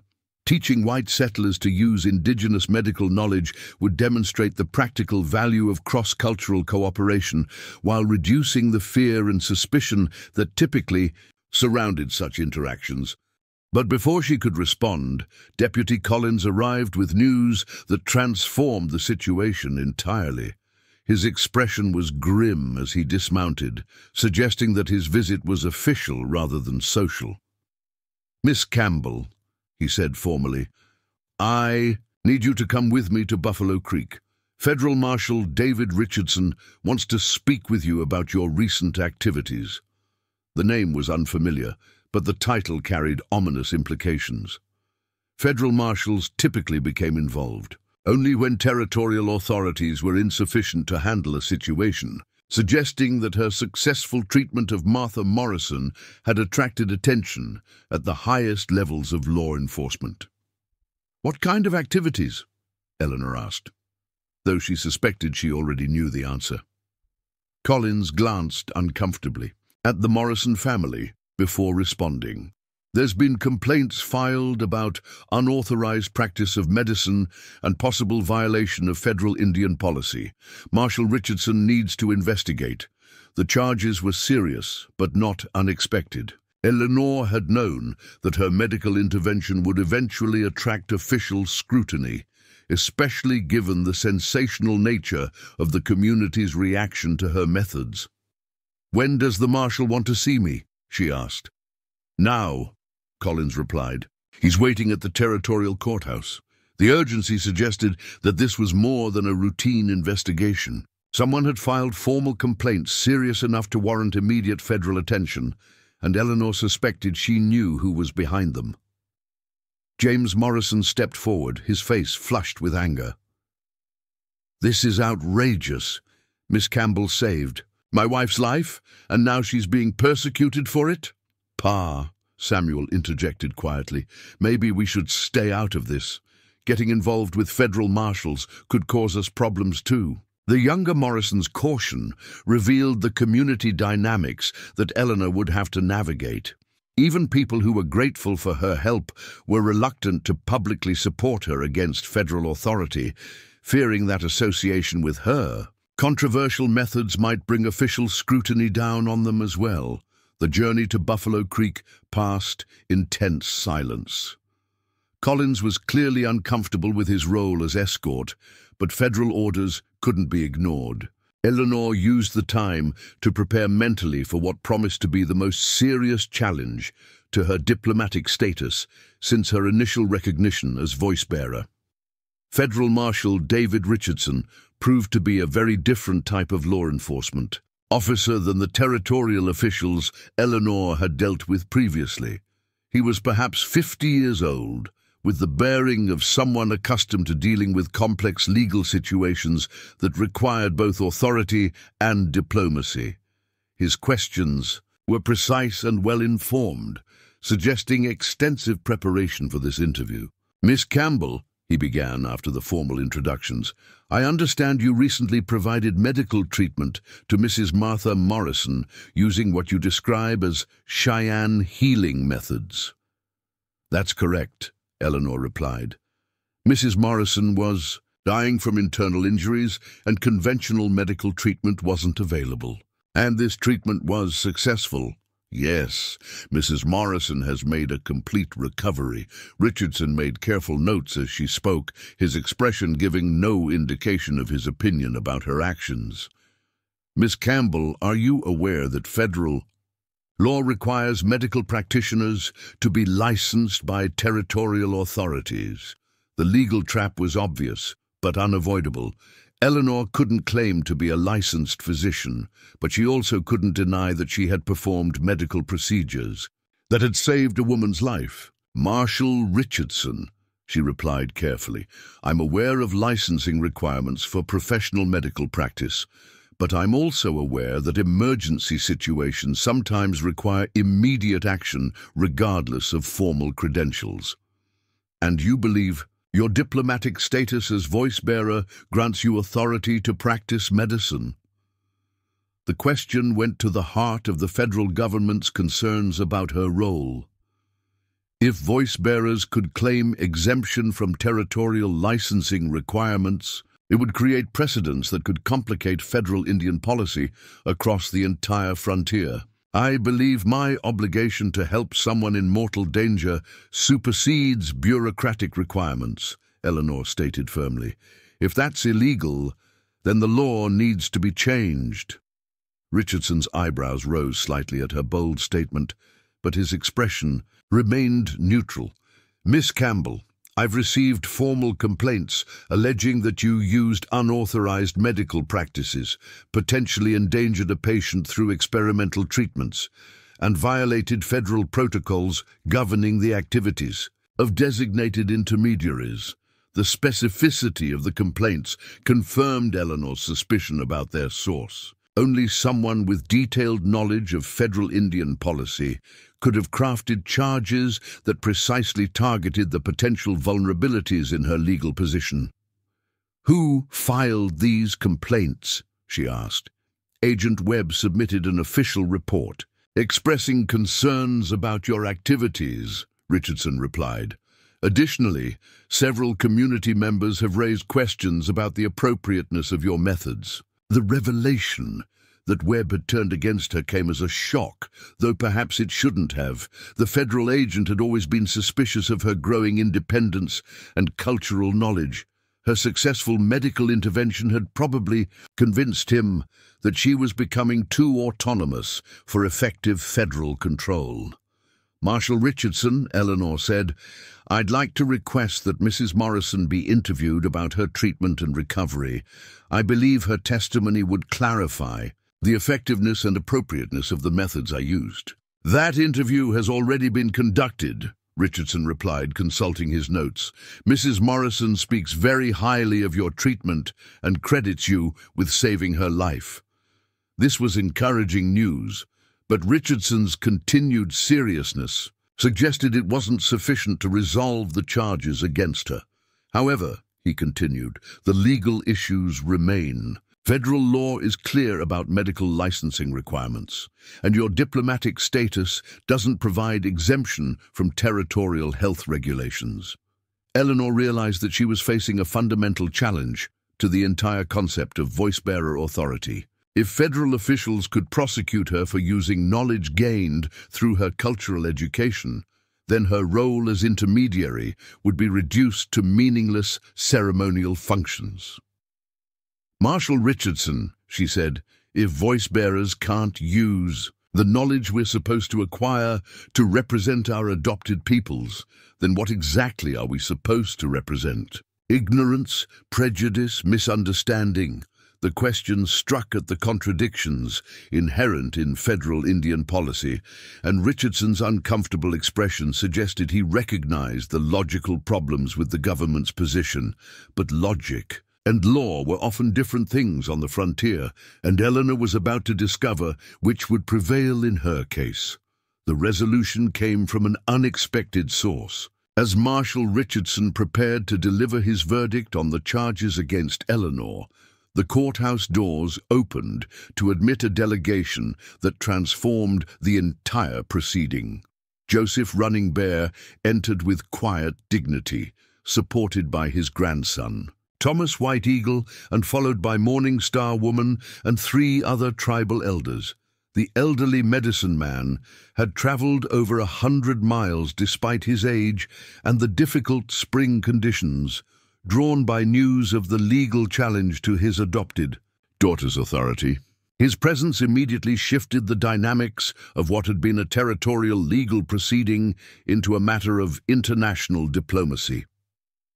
"Marshal Richardson," Thomas White Eagle said with formal courtesy, "I am Thomas White Eagle, War Chief of the Northern Cheyenne. This is Joseph Running Bear, our medicine man, who designated Miss Campbell as voice-bearer for our people. We have come to speak on her behalf."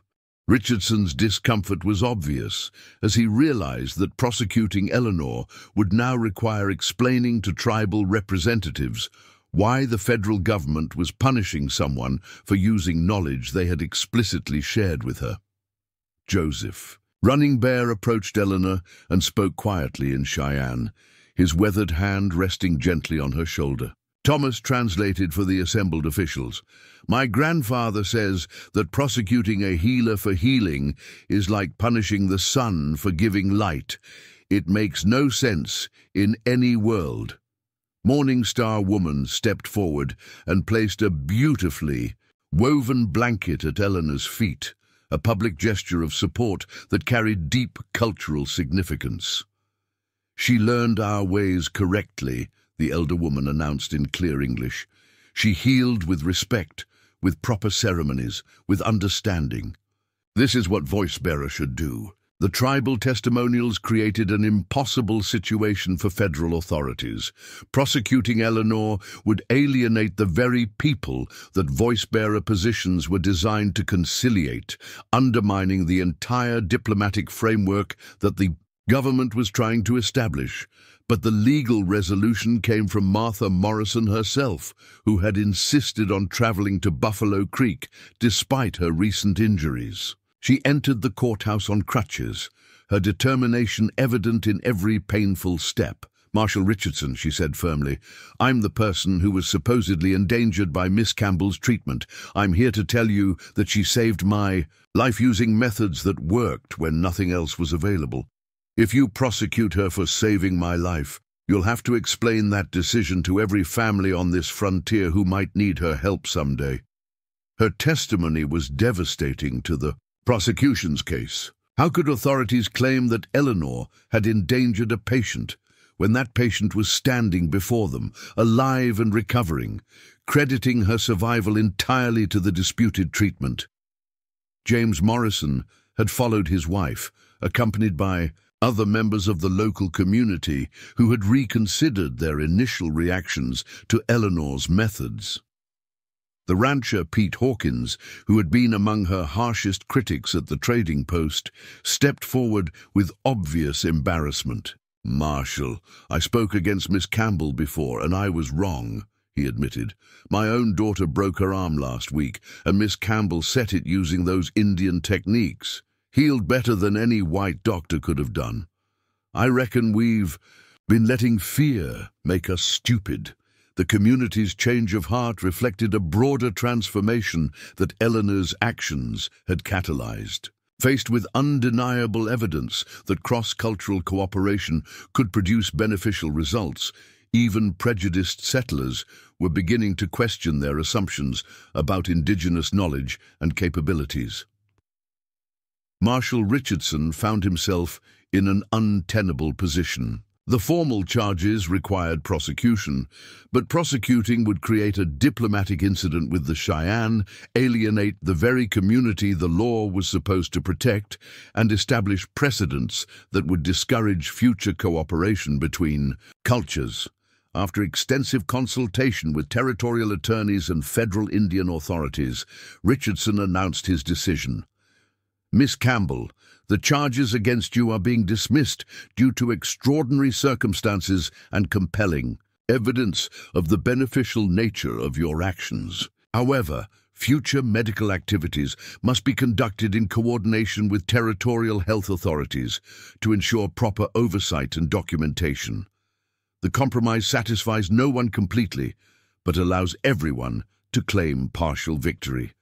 Eleanor retained her voice-bearer status and freedom to use her medical knowledge, but under increased scrutiny that would complicate future interventions. More importantly, the legal challenge had established crucial precedents about the practical authority of cultural intermediaries and the recognition of indigenous knowledge systems within territorial law. Future voice-bearers would have clearer guidelines about their rights and responsibilities, reducing the ambiguity that had made Eleanor's situation so precarious. As the legal proceedings concluded, Joseph Running Bear approached Eleanor for a private conversation. Speaking in careful English mixed with Cheyenne phrases, he conveyed a message that would guide the rest of her life. Bridge builder faces wind from both sides, but the bridge stands because it connects what needs connection. You are a strong bridge. The years that followed proved the wisdom of his words. Eleanor's cabin became an unofficial medical center where settlers and indigenous peoples could receive treatment that combined the best elements of both healing traditions. Her success in treating Martha Morrison had demonstrated the practical value of cross-cultural medical knowledge, creating demand for her services that gradually overcame community prejudices. She trained other women in basic Cheyenne healing techniques, establishing a network of frontier healers who could provide effective treatment in areas where conventional physicians were unavailable. The knowledge she shared saved countless lives during epidemics, difficult childbirths, and accidents that were common features of frontier life. Her role as voice-bearer evolved beyond medical practice into genuine diplomatic work. When conflicts arose between settlers and indigenous peoples, both sides increasingly turned to her as a trusted intermediary who understood the perspectives and concerns of both communities. Her cabin became a neutral meeting ground where disputes could be resolved through negotiation rather than violence. The talking stick that Joseph Running Bear had entrusted to her proved its worth in countless council sessions where she helped translate not just languages but entire worldviews. Her success in bridging cultural divides inspired the federal government to expand the voice-bearer program, training other intermediaries who could facilitate peaceful coexistence across the frontier. But perhaps her greatest legacy was the simple demonstration that people from different cultures could not only coexist, but learn from each other in ways that benefited everyone. The night she opened her door to a freezing stranger had set in motion changes that rippled far beyond her isolated cabin, proving that individual acts of compassion could transform entire communities. Martha Morrison recovered completely and lived for 30 more years, often crediting her survival to the night when cultural barriers dissolved in the face of human need. The Morrison family became strong advocates for cross-cultural cooperation, their personal experience providing powerful testimony to the benefits of understanding rather than fear. As Eleanor aged, she continued her work as healer and diplomat, until her death at 78, surrounded by friends from both the settler and indigenous communities she had served. Her funeral was attended by hundreds of people representing dozens of different cultural backgrounds, all united in their respect for someone who had dedicated her life to building bridges between worlds.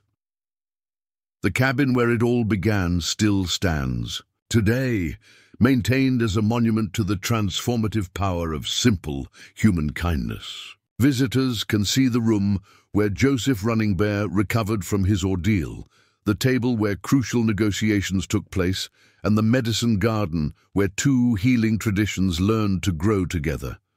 But the real monument to Eleanor Campbell's legacy lives in the communities throughout the American West, where her example inspired others to choose understanding over prejudice, cooperation over conflict, and compassion over indifference. Her story reminds us that the most profound changes often begin with the simplest acts of human decency: opening a door to someone in need, sharing a meal with a stranger, choosing to help rather than harm. In a world that often seems divided by differences, Eleanor's legacy offers hope that individual choices to bridge divides can create lasting change that benefits everyone. The dawn that brought 50 warriors to thank her for her kindness also brought the promise that different peoples could find common ground in their shared humanity.